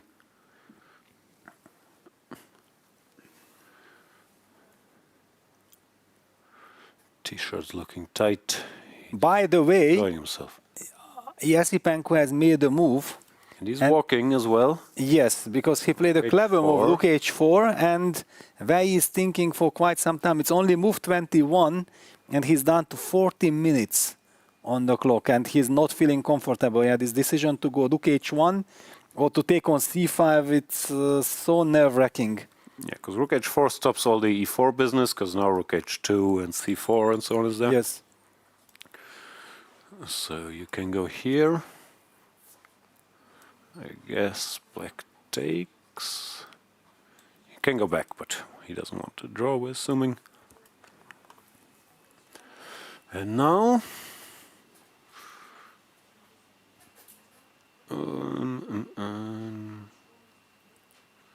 Well, I don't know exactly what, but one sense is that Wei is also hesitant because without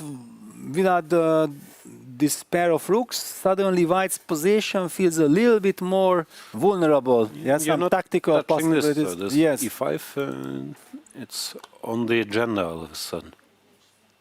not pleasant. All these And he positions, takes- I mean, you can survive. but- He takes on c5. Okay. And with not a happy face. It was a man playing knight takes c5 without wanting to play knight takes c5. Oof. He knows that he's in for a tough defense. Very unpleasant spot. And with this Andrey little can time, even choose. No, he can throw in Rook H2 if he wants to here. He can take. But isn't this clever as well? well, intuitively I wanted to keep as many pieces now as possible, but I was maybe hoping to pin, but it's not a real pin. Yeah? I feel like I have potential to try to trade everything. Yeah, bishop moves to c2. I felt like having all the pieces on the board is important to keep the chances of to play for some initiative, for putting pressure. Anyway, you will play bishop c2, right? After queen takes c5. Yeah, but now you have a choice, no? Like Rook G8 or even. I'm always some worried cryptic of move this for- when the black queen reaches the e5 square and then you have connection with rook h2 and this queen targets the e3 pawn and somehow white's queen on e2 feels overloaded. Yeah. This is what not I'm fun. worried about. Rook d4 is a move or not? Should be move. But Yeah, I rook will h2. follow your advice, keep stuff. Yeah, you keep stuff. This is very Question is if you unpleasant. can at some point untangle, but here H5 is also always saying no, it's not fun. No fun at all. Maybe I have F4, E5 tricks. I don't know. Was it done? Yeah, takes on c5. Takes. Now, first decision, Rook H2 or just take back? He will take back. Because Rook H2, in a way, is almost a, maybe not a draw offer, but then it's very likely it's over Yes. soon, yeah? And there is no reason for black to be thinking in this direction. Yeah. Yep, correct. Andrey is on it.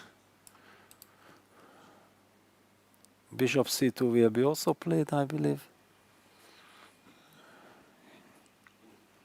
Because we could also now force the trade of rooks with rook h1, but I feel that this one is a completely different side because everything is hanging in the air. Almost this is there. but, Yes, Rook luckily D1 white is still holds with rook d1, but yeah, it Also, you're not touching anything, yes? I have time for more business. yeah, unpleasant. So in general grounds, I would prefer to remove one pair of rooks from the board and play bishop c2. Then I would be happy. But if I have to give up the d file, then it feels scary.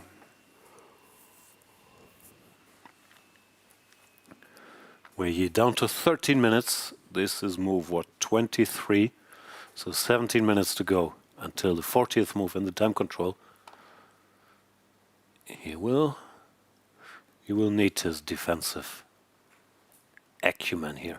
Yeah, he will. Of which he also has plenty. I've seen him play Bundesliga against Magnus.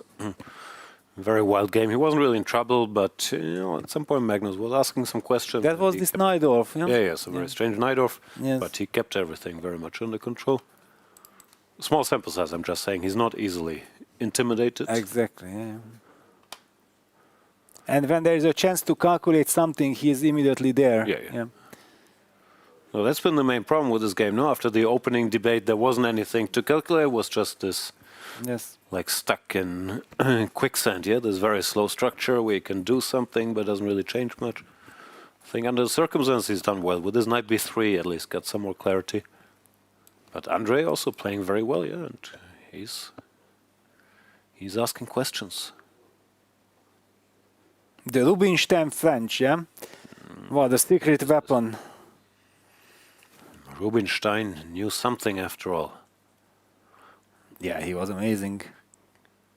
Absolutely amazing. Yeah. So much of the stuff he did also very much is still Yes. current, no? Like all yeah, these his legacy ideas is and- amazing. Yes. in whatever Semi-Slav or Queen's Gambit accepted this whole structure. I mean, look at any Rubinstein game; it's super modern. Yeah, also this E takes F4 structures. Yeah, this E takes F4 idea, putting the knight on E5. And this opening is also very sound. I mean, the way he understood chess is obviously before Rook F4 played. Oh, okay, F4, this is very interesting. It's very interesting. I'm loving the idea. I don't know if it will work out, but because, okay, Rook F4 EF would be fantastic news for white. So you have to play Rook HC, and then do I have Rook D4? That's his point. Can I try to fight for the D file like this? And very clever, yeah. I'm pretending I'm doing something, yeah. Probably after Rook G8, there is nothing to worry for black. No. Maybe it's even good for black. To worry for black. Because the D file is this bishop on C8 is the total cemento. Yeah, guards the king, protects every anti-square. The D7 square is super important, and white has the weaknesses.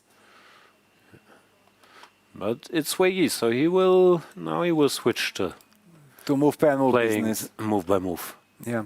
E4, F4, E5. E5. Let's go. Yes. Show me. Yeah, just in time. Probably it's fine. And black is still pushing according to Compy, but this feels more like his style. If it's not losing. Yeah. Look at he's also feeling tired everything, of course, because when you're on the defensive and you have position where you have nothing to play for, just for defending, then you feel all the tiredness, you feel so many things. Also, you never know if you just messed up here, you make some random move and you have to keep paying attention. Well, now he's doing something. I like the spirit. Compy has some complaints, but it has a purpose, yes. Humanly, it makes sense. Most obvious complaints. Actually, they're not that crazy. The computer just takes the pawn. And again, the bishop on C8, yeah? Otherwise, I would say that I can even go for an endgame and I should be able to liquidate, but not this one. This is very unpleasant. Yeah, maybe you hold, but fun won't be. Yeah, the bishop on C8 is a monster. Absolute monster.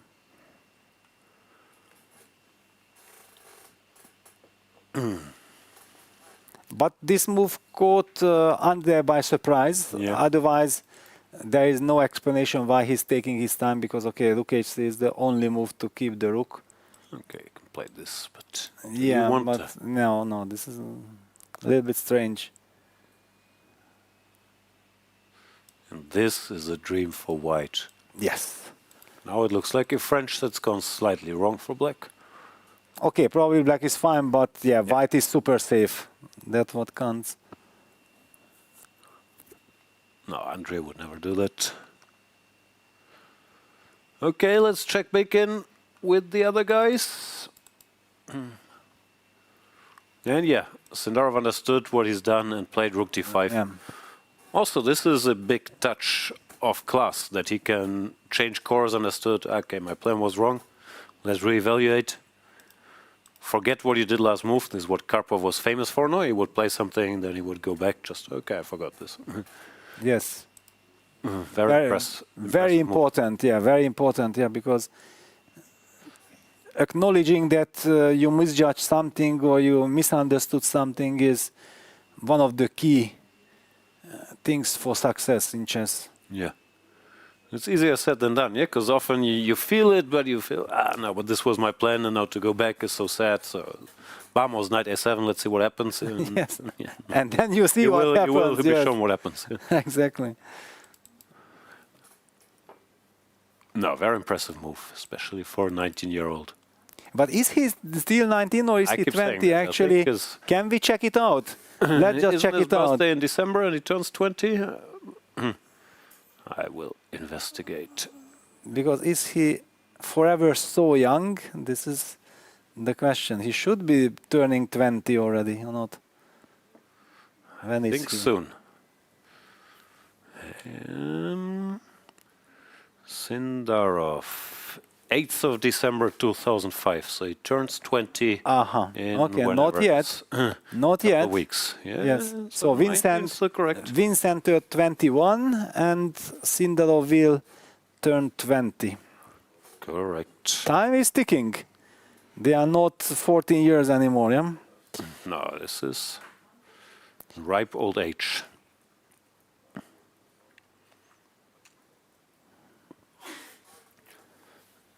Yeah, of course, for these guys.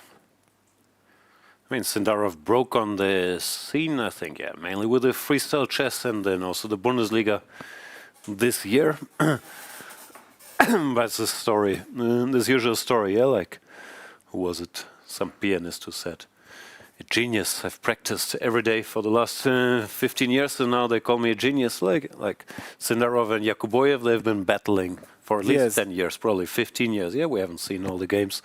So even though he's only 19, he was a 2300 player with 10, so he's been around. Yes, he became Grandmaster at the age of 12, yes, and there was this very big success by him in the previous World Cup, 2023, knocked out MVL. Yeah.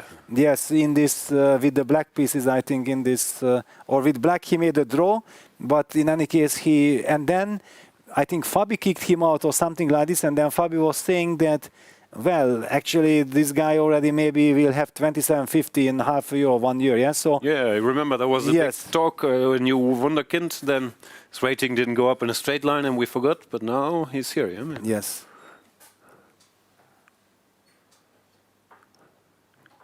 Yeah, that freestyle event in Weissenhaus, yeah, that's where Vincent's crazy run this year started, and also Sindarov's. Both these guys, yeah. The youngsters, the famous Nakamura story, yes. but also the pure score. No, they are serious guys. It's funny in the chess world that you have the one generation now that are the guys in their 30s. They are still on top. Magnus, Hikaru, Fabi, 1, 2, 3. But then everybody that's catching up is more or less also the same age bracket, yeah, like Vincent, Nodirbek up to Satorov, Sindarov, Yakubboev, Ali Reza, Gukesh, the Indian, yes. Eric Gaisi, and so on and so forth. So there's almost no disrespect to Rapport Duda, they're of course great, but very few 25, 26-year-olds. You're either 30 plus or you're 18 or 19 till 22, yes? Well, actually, Richie is becoming 30. That's what I said. Also, no disrespect to Richie and Duda. They're the two sort of exceptions, but they're also not regulars in the top 10, yeah? Like, I mean, so... Yeah, now Richie is climbing back. Yeah, he has a very good run. So we are very happy to see that. Also for the Hungarian national team, whenever he plays, he is an incredible force to reckon with. That's very nice for us. But yeah, here he had this... I think his nerves let him down because... But he ran into... Sam Shankland. The Shankman, what can you do? Yeah, but... Tough luck with the pairings. But if you check the games, then you understand that actually Sam was also very clever. He was playing extremely solidly, was playing the Caro-Kann, and was letting actually the ambitions of Richie to kill himself, yeah? And he somehow over-pushed.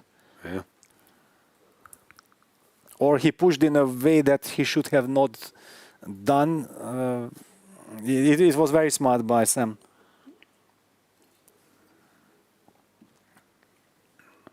So both sides are thinking now. We'll check out one more move by Sindarov, but I think Sindarov has understood the assignment. Wait, do nothing stupid, make a draw, play white tomorrow. After, yeah, he was very understandably with these double pawns getting excited for a moment, avoided the knight takes e5 situation. But when he realized, uh-oh, if I follow with my plan, I'm actually in some trouble, he decided, okay, no more nonsense, I wait, you show me what you ever want to do. Because knight e4 he can always take with the check, that's important. Yes. Yeah, now that the king is on e2, it's not the same pin anymore. Okay, we'll go for one quick break. Before the time trouble, you should use that break to like and subscribe. The FIDE Chess YouTube channel. I'm being told it's very important, and they still don't have 500,000 subscribers. Do it now.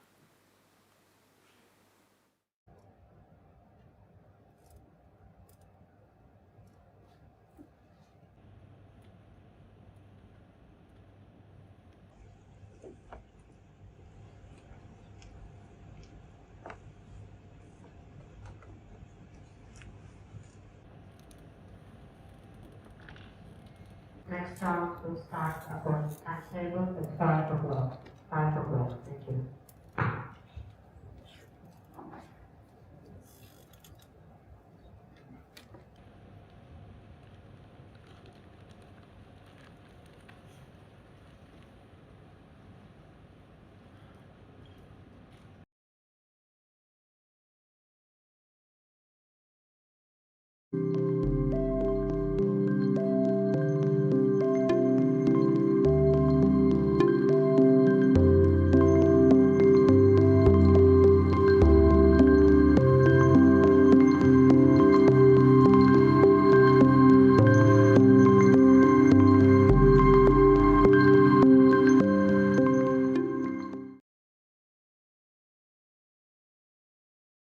Let's see how many World Cup winners from 2005 you can name in 30 seconds.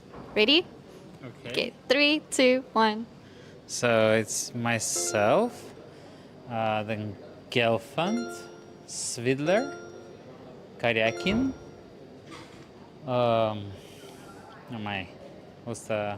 Magnus Carlsen, Rajabov.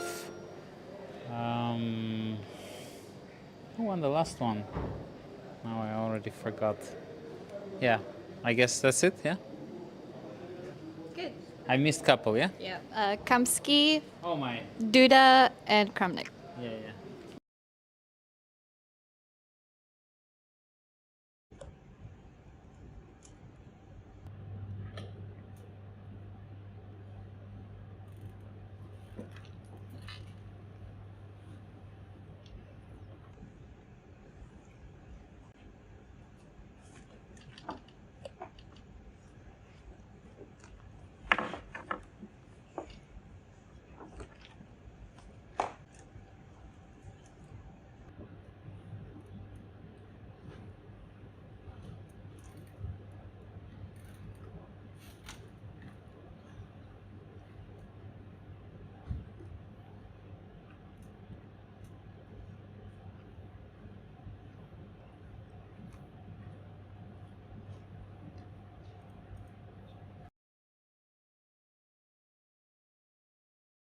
Who was your chess hero growing up? Anand sir. Who's meant? She's just hero. Kasparov, probably. Garry Kasparov.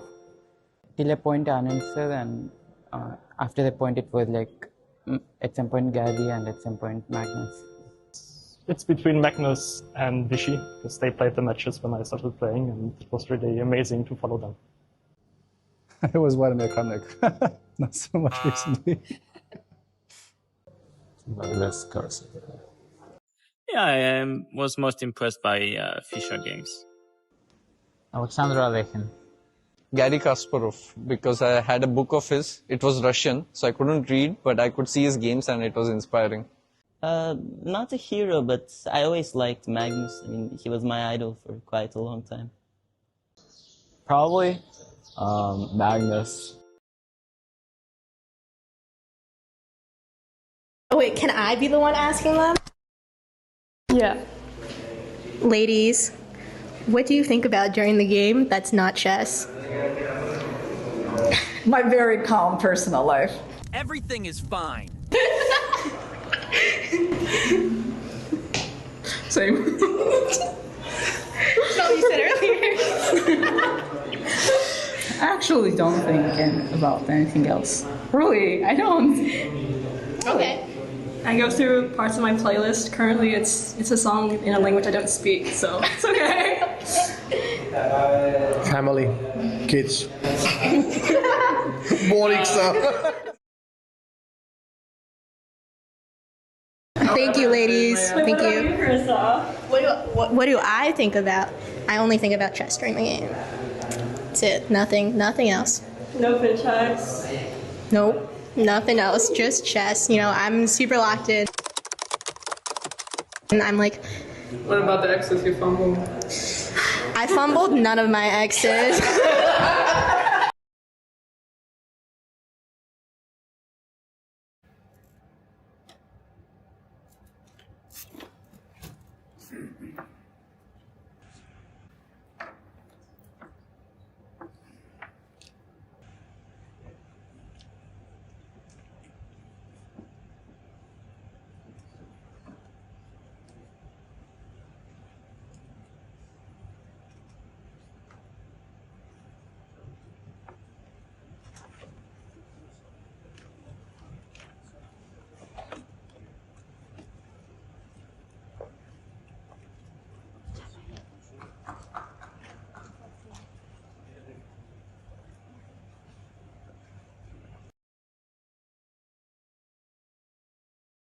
The FIDE World Cup is a spectacle for fans around the world.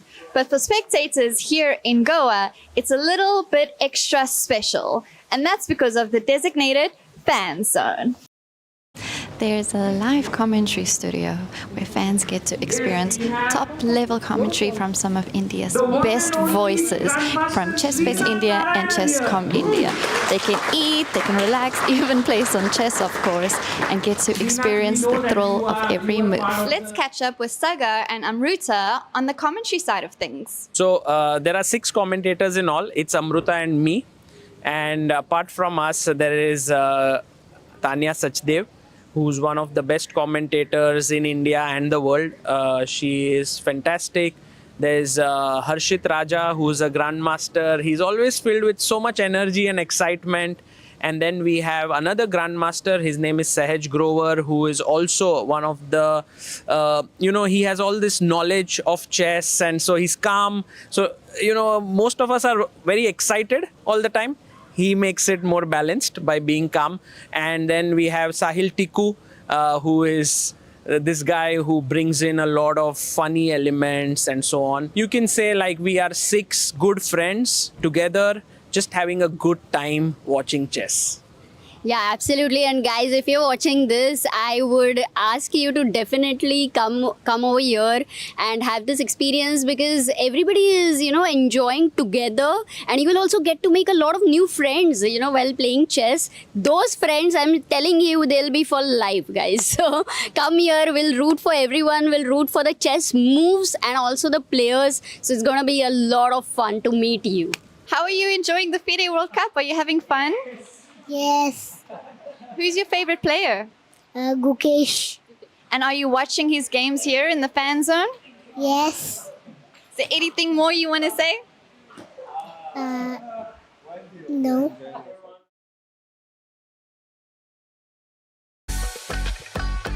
Are you ready to witness the most intense and unforgiving format in chess? A knockout, where one mistake can send you home. This is the 2025 FIDE World Cup. From October 30th to November the 27th, the chess world gathers in Goa, India for 1 month of chess. 206 players, 8 single elimination rounds. With a $2 million prize fund, every round is a test of nerve. 2-game classical matches, rapid and blitz tiebreaks, and even Armageddon if needed. For the top 3 finishers, the prize is even greater. A ticket to the 2026 Candidates Tournament. This is the chance to earn the right to fight for the World Championship. The FIDE World Cup 2025. Only the strongest will survive.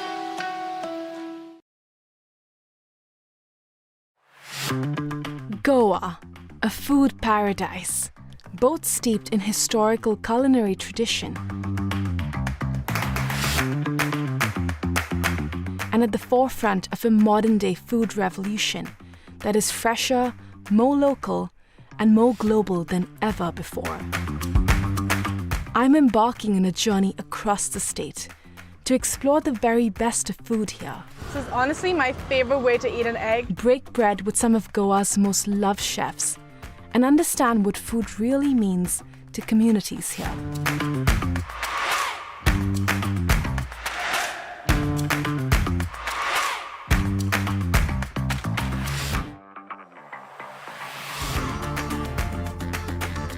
Watch Postcards from Goa on National Geographic.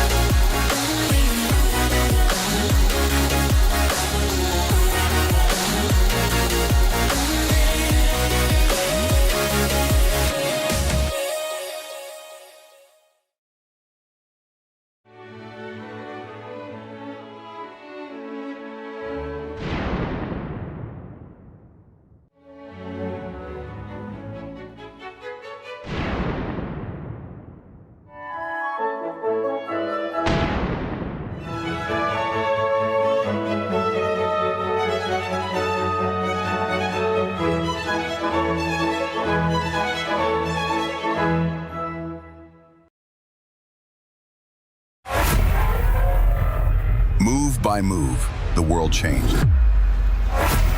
City by city, the league grew. United Arab Emirates, United Kingdom.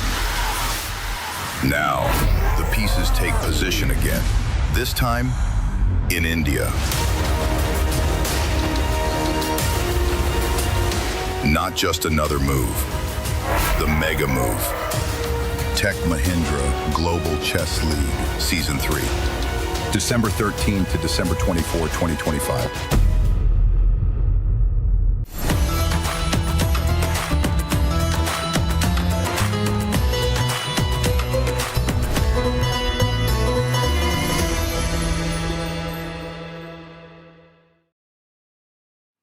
And we're back to the semifinals of the FIDE World Cup. Peter, things are heating up a bit in the Wei Yi versus Esipenko game. So let's jump right into the action. See what's going on. Yeah, absolutely. The line that we discussed happened. This Rook F4, Rook H3, Rook D4, Rook G8, E4 kind of sequence of moves, which looked very logical. Now black captured on E4. Yeah, it's also very natural because the H5 pawn is falling. And now was a big question that do we take with the bishop on E4 and then after queen takes H5, we can't afford to trade the queen, so probably have to move with the queen, but then we are pawn done and we even lose a tempo by moving. So yeah, I also turned on engine just to be able to understand what is really going on because I was not able to evaluate it myself. And the computer says indicates it's zeros, but this is very hard to understand. So Wei Yi actually very logically captured with the queen on E4 because there is this tactical idea. If black follows up with the same idea, queen takes H5, then all of a sudden there's this bishop takes A6 tactics in the air. If b takes A6, then Rook B4 check might end up in a checkmate because Rook D7 is coming as well. So of course black is not falling for this. This is also not the shocking development. The shocking development is that after bishop takes A6, seemingly black can play E5, hitting the rook on D4 and setting up bishop F5. When Rook D8 seems to work. Yeah, because D1 rook is hanging also, yeah, so you have to keep an eye on that rook, and then rook takes D8, yeah, or this, and this is apparently a perpetual check. It's what a way to end. I'm pretty sure that this is the direction Wei is looking for, he is hoping for, because we know that he's a brilliant calculator and he's able to, no matter how difficult these lines are, he's able to calculate them out. But Jan, can you tell us, is all this forced or does Andrey have a different alternative? Still struggling to understand how this is holding, but let's see if takes, king here. Ah, because rook c8, queen d1 checkmate. Okay. Yeah, that's lovely. a big trick. Lovely. Checkmate. So I couldn't see how black holds this, but because of bishop e2, bishop f5. Bishop f5 trick, yeah. But apparently you have this move. Not so easy. Oh, but this is very tough. B takes A and rook d7 and perpetual. But this is almost impossible, no? This is almost impossible, yeah. Then I'm almost taking it back that is very really playing for this, because this is just completely crazy stuff. Well, yeah, to answer your question, queen takes h5 is normal, but in the more precise way apparently is queen f5. Strange move. Offering the endgame, because in the endgame this pawn is still falling and white suffers. And apparently black has nothing better, white has nothing better than to give the pawn and go for the endgame. But wow, queen f5 is a very strange move, of course, because you're asking the queen to go back, winning a tempo, but then you can take. Big moment, but I would think he goes queen takes h5. You think? But on the other hand, if he sees that he can play queen f5 and that leads to an endgame, after all, wasn't he ready after bishop takes e4 to play queen h5 and it's an endgame? Yeah, no, I'm just saying the move to think of it is tough. Yes. He does. Okay, white can keep the queens, but now all this bishop a6 stuff disappears. So it's still an extra pawn.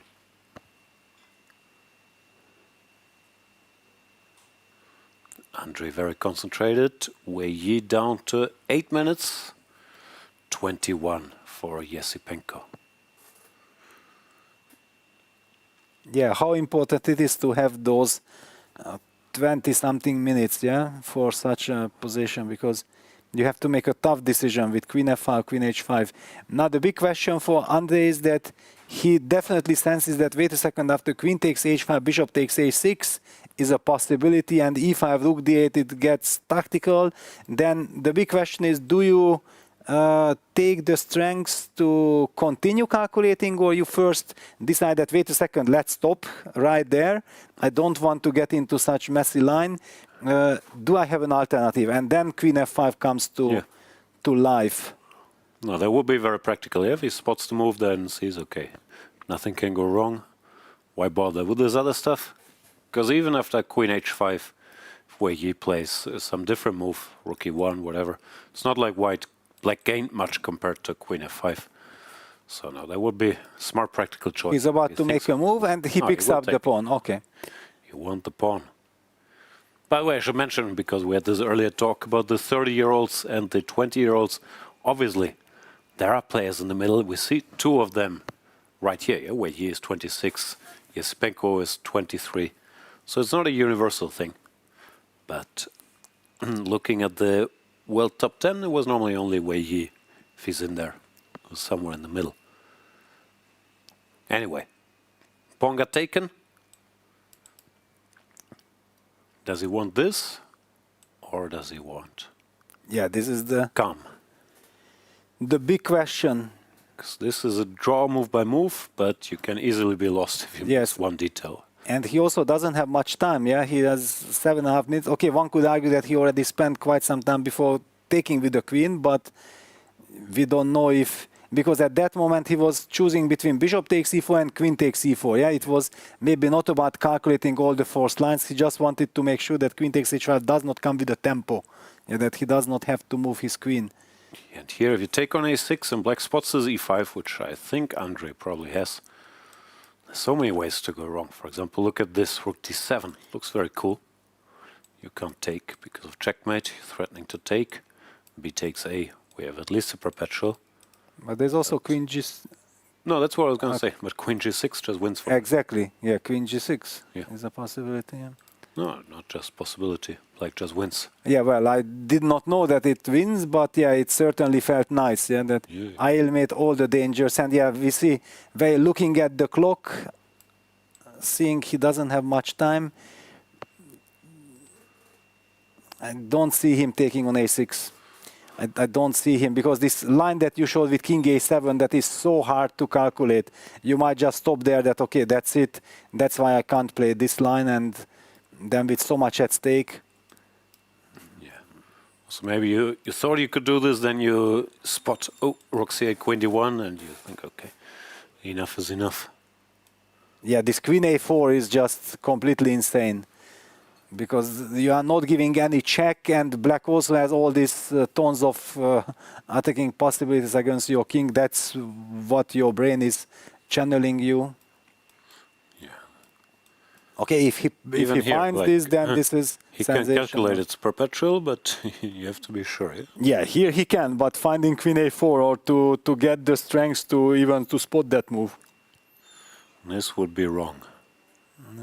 If he has half an hour, I believe that maybe it's possible, but with so little time.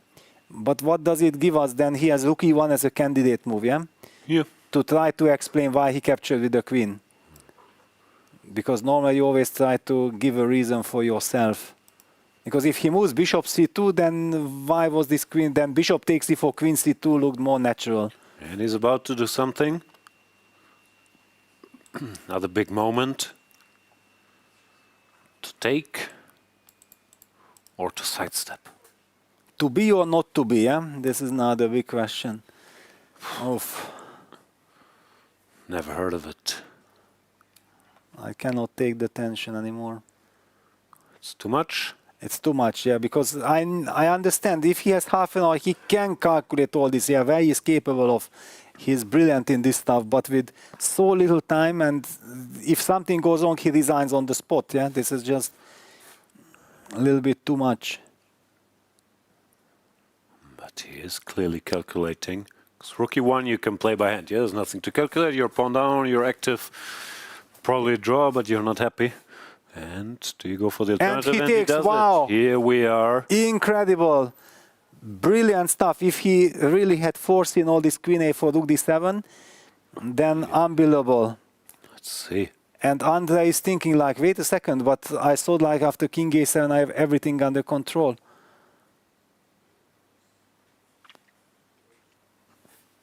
And this is the one area where you would think, or I thought before the match, where he might have an advantage over Andrey when he gets super move by move, no patterns, no culture, just move by move stuff. But here Andrey has the advantage. His moves aren't so difficult, and he always has draw in hand. So yes, not in trouble. Exactly. White is doing all this brilliancy to survive, to find that incredible perpetual. And this E5, Rook D8 takes this King A7 is also so much Andrey kind of reaction, yeah, that he knows that, guys, please chill, everyone, because I know that I have things under control. He might not have spotted Queen A4 before, yeah, he just thought like, okay, there's no way this is gonna happen, King A7 and White resigns, but Wei Yi must have seen Queen A4.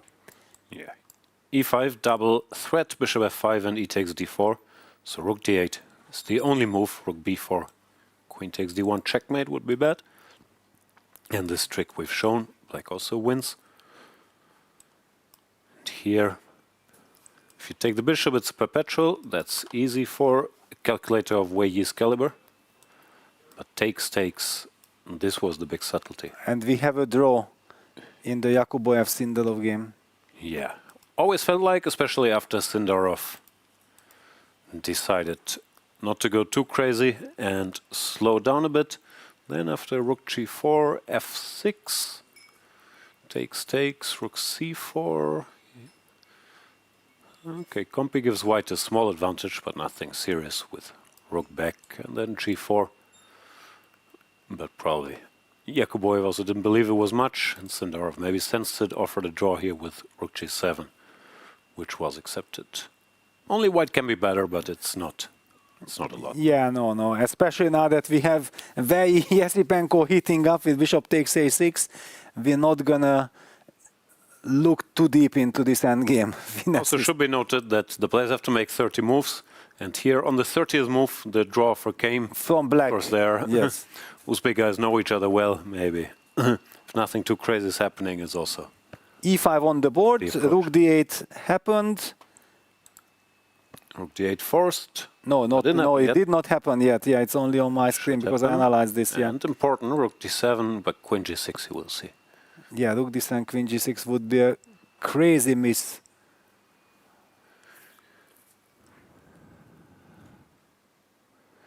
Big moment.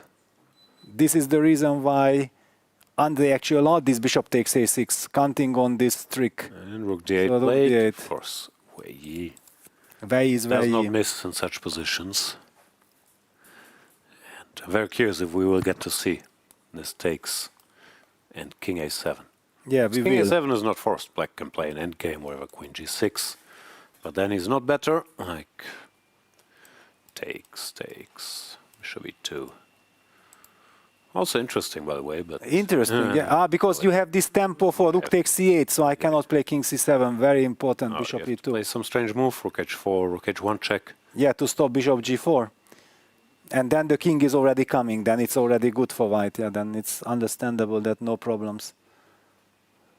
No, the big trick is King A7, and this is absolutely the only move. Everything else loses on the spot. Which in a way is good for Wei Yi, because once they get here, he will find Queen A4. No, but it means that he has already foreseen Queen A4, yeah. yes, because otherwise you can't get into this position.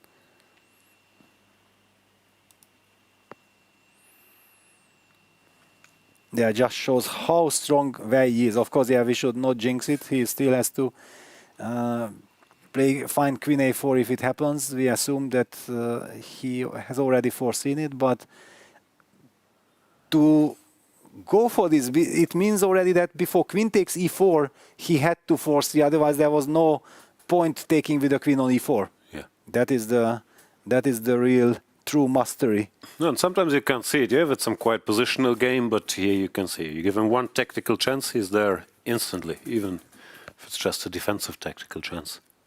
And a very difficult one. Yeah, it's not. That's why he's so hard to beat. It's not like he can't make a strategic mistake or something, but to finish a game against such a calculator, so hard.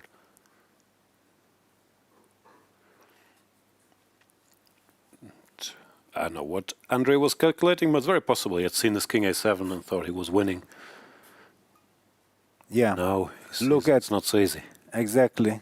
To his surprise, to his horror, because he was definitely thinking like, okay, I can capture on h5. My opponent has little time on the clock. If he just keeps on playing, then I have very good practical chances to convert this. This is some incredible development.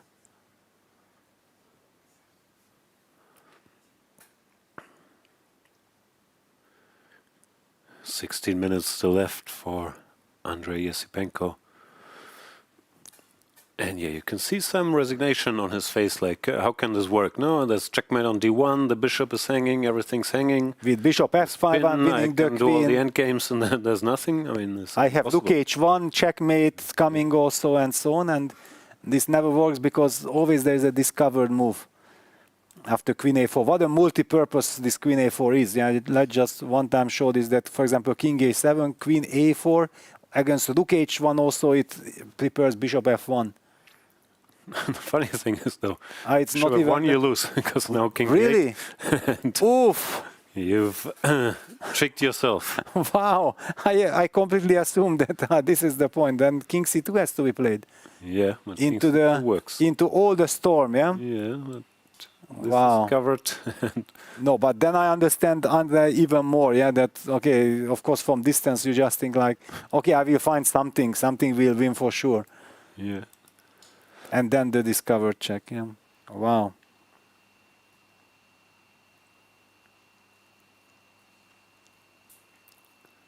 I'm very happy that we got this development, yeah, because the players can show their incredible skills, yeah. Before, poor Wei Yi was stuck after a horrible opening that he had no advantage, no chance to fight for an advantage, even no chance to bail out to make a draw, and had to suffer. Clocky was ticking down. It looked like he's in a terrible situation, and then bang, he plays like a super engine. Unbelievable. Yeah. Which means this game, even with correct play, could end in a draw in 5 moves, but that wouldn't be because it was boring, but because Wei Yi found some sick tactics to survive. And rook takes the a will be played. Should know white is threatening checkmate in 1 move, by the way. Queen e7. Yes. You have to be a little careful. Yes, even after rook d8, the mate is still there. This would be slightly wrong. With the pin. We will be seeing king a7. This is so natural, so human. Unless he likes queen no, he's a6. about to No, play king a7, of course. Okay. And how does he play it? Does he play it with like, I'm winning, or does he play it with, I understood? Okay, with excitement, with happiness. Look at this. Yeah, he's happy. Show me. Show me the money. Did you see Will that Wei Yi coming? blitz out queen a4? All eyes on Wei Yi. All China is watching. Nah. They have to. If he finds queen a4, they have to. Is that how it works? Because this is just really some amazing tactic. This is much more impressive than this game against Bruzon or whatever. Brilliance. No, this is really extremely tough. No, the Bruzon game was nice. Yeah, it was nice. And there you queen go. a4. Wow. Applause. No, this is really amazing. No, and look at this. Yeah, poor Andrey. Yeah, he just thought like, okay, he has very good chances of winning this game. Probably he will slowly squeeze something out, and then Wei Yi comes up with this incredible idea. Queen takes e4, bishop takes a6, rook d8 takes, and queen a4 here. The quiet little move that otherwise we would say that it's impossible to find, and he finds it. Yeah.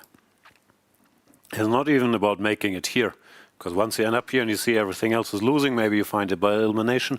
But to go for this from 5 moves away, it's scary stuff. The question is, do you go...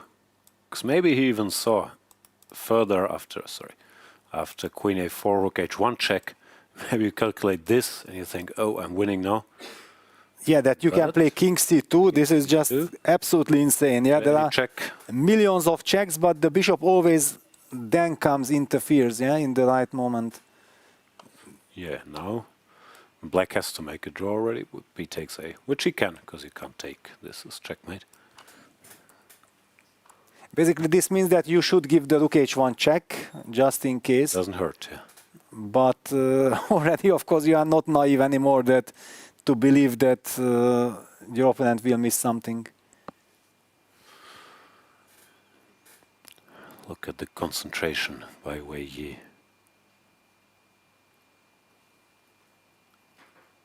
Well, I can't even recall a save like this, an escape like this. No, this is just something magical.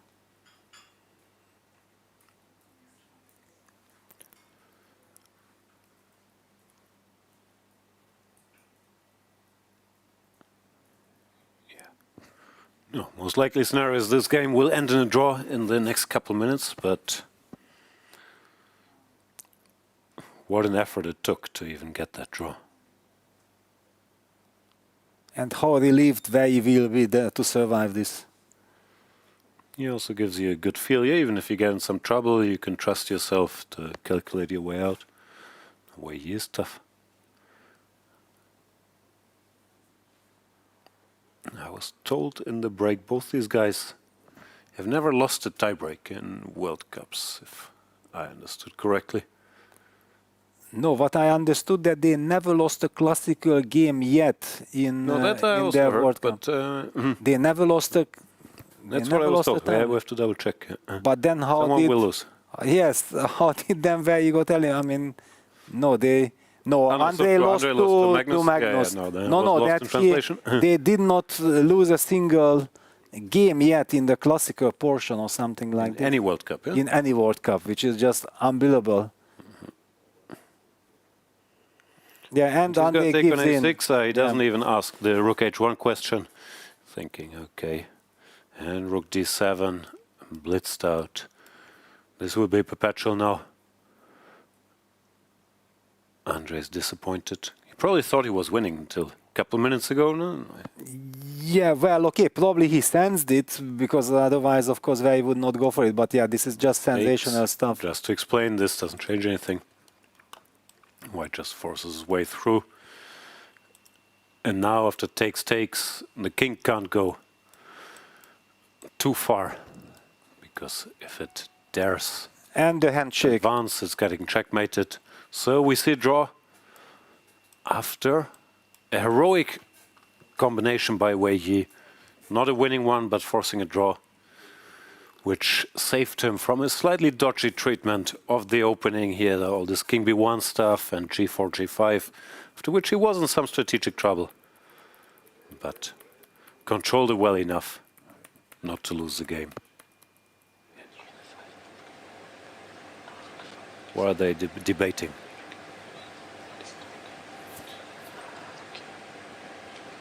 Both these guys speak very good English, by the way. There's no language barrier.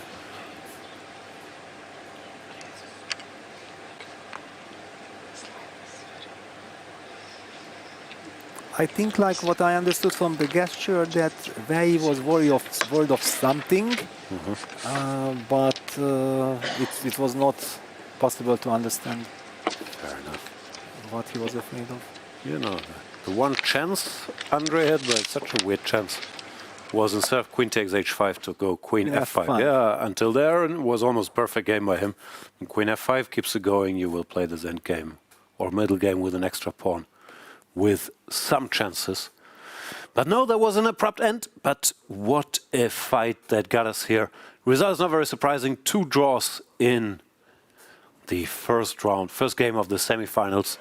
Tomorrow, the players shall play another classical game, of course, with colors reversed. Whoever wins makes it to the finals. If it's 2 more draws, we get tie breaks. And of course, it's not the end for anybody, even if they lost tomorrow, because there is a match for 3rd place and for the spot in the candidates between the two losers of these semifinals. But for now, Peter, 2 draws. Any last words?